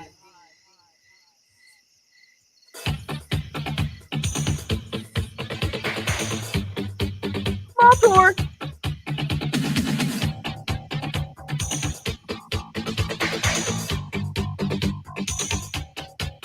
All right, you know I'm going to sing, right? It's happening. Children behave, that's what they say when we're together, and watch how you play. They don't understand, and so we're running just as fast as we can, holding on to one another's hand, trying to get away into the night, and then you put your arms around me and we tumble to the ground, and then you say, I think we're alone now. There doesn't seem to be anyone around. I think we're alone now. Beating of our hearts is the only sound. She did make it into an arena for a few minutes, but then I think she started out as the headliner and New Kids were the opener, and I think by the end of it, she was the opener and New Kids were the headliner. Yeah, now I want to play Robin Sparkles. Let's go to the mall from How I Met Your Mother.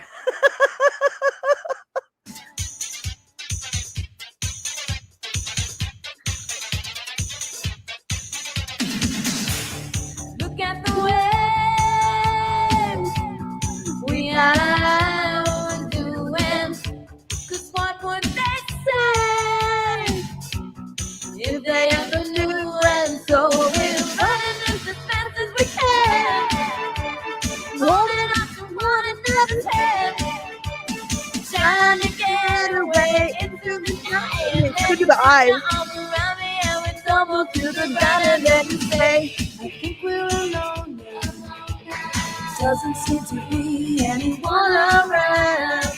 Yes, I remember all of the moves because she did the running just as fast as we can, and then she did the into the night. Like, these were serious, people. Like, these were good stuff. I performed this song every night in my bedroom. I swear to God, if my brother was here, he could tell you all kinds of stories about, because our room shared a wall, and he had to hear all of this stuff.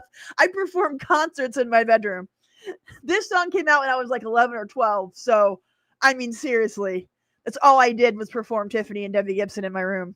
I think we're alone now. The beating of our hearts is the only sound. I think we're alone now. She was technically dating Jonathan Knight, but Jonathan's gay, and she actually outed him accidentally. That's a whole story.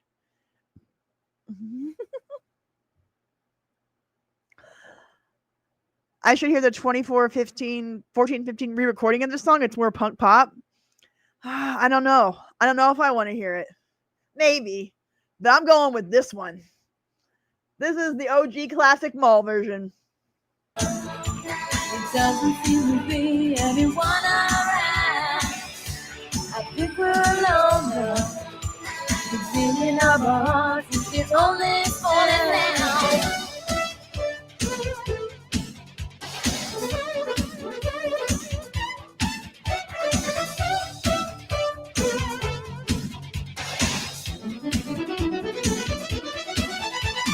Running just as fast as we can, holding on to one another's hand, trying to get away into the night. And then you put your arms around me and we stumble to the ground, and then you say, I think we're alone now. It doesn't seem to be anyone around. I think we're alone now. Oh no. No. John's the gay one, not Jordan. I know everything there is to know about New Kids on the Block. John actually has his own show on HGTV with his husband. I had the Electric Youth perfume.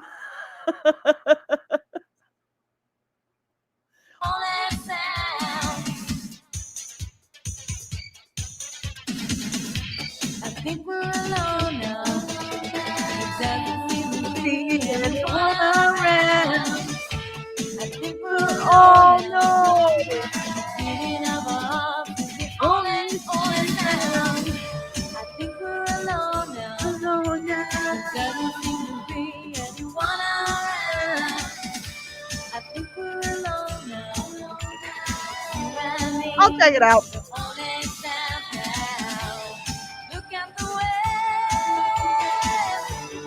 We are out we're doing. Don't care what they say. Making the only sound. Can't you hear my heartbeat? Can't you hear my heartbeat? Can't you hear my heartbeat? I can hear your heartbeat. Okay, Tiffany, that Tiffany poster right there. Yeah. Trust and believe, friends. I had that on my wall.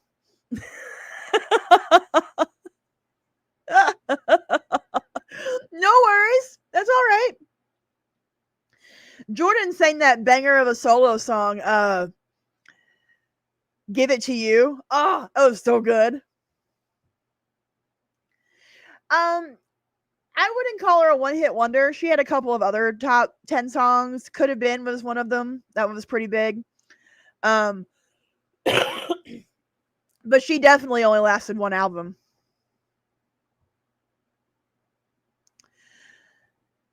heartbeat. Cause you're in my heartbeat. Let me in your heartbeat. Let me feel your heartbeat. Let me touch your heartbeat. I can change your heartbeat.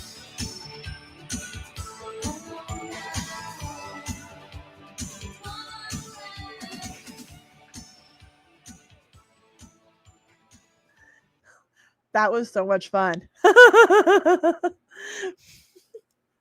Oh yeah, all this time could have been. Yeah. And then I think we're alone now. Okay, so guys, I have been streaming for 4.5 hours. Me sleepy. I'll be back on Sunday night for members. We're gonna watch more Dallas. We're gonna watch episodes 4 and 5 of the miniseries. I'm super excited about it. So please come watch Dallas with me as a member. You have to have Amazon Prime Video or your own copy from somewhere to watch it with us. But it's super, super fun. And then Tuesday night, I'll be back for a live stream we'll finish up 80s TV theme songs with kids and cartoons. And then next Friday night, I'll be back here again doing more fun things a la carte. I have a new video coming out this next week about Gen X and McDonald's. I think you're going to like.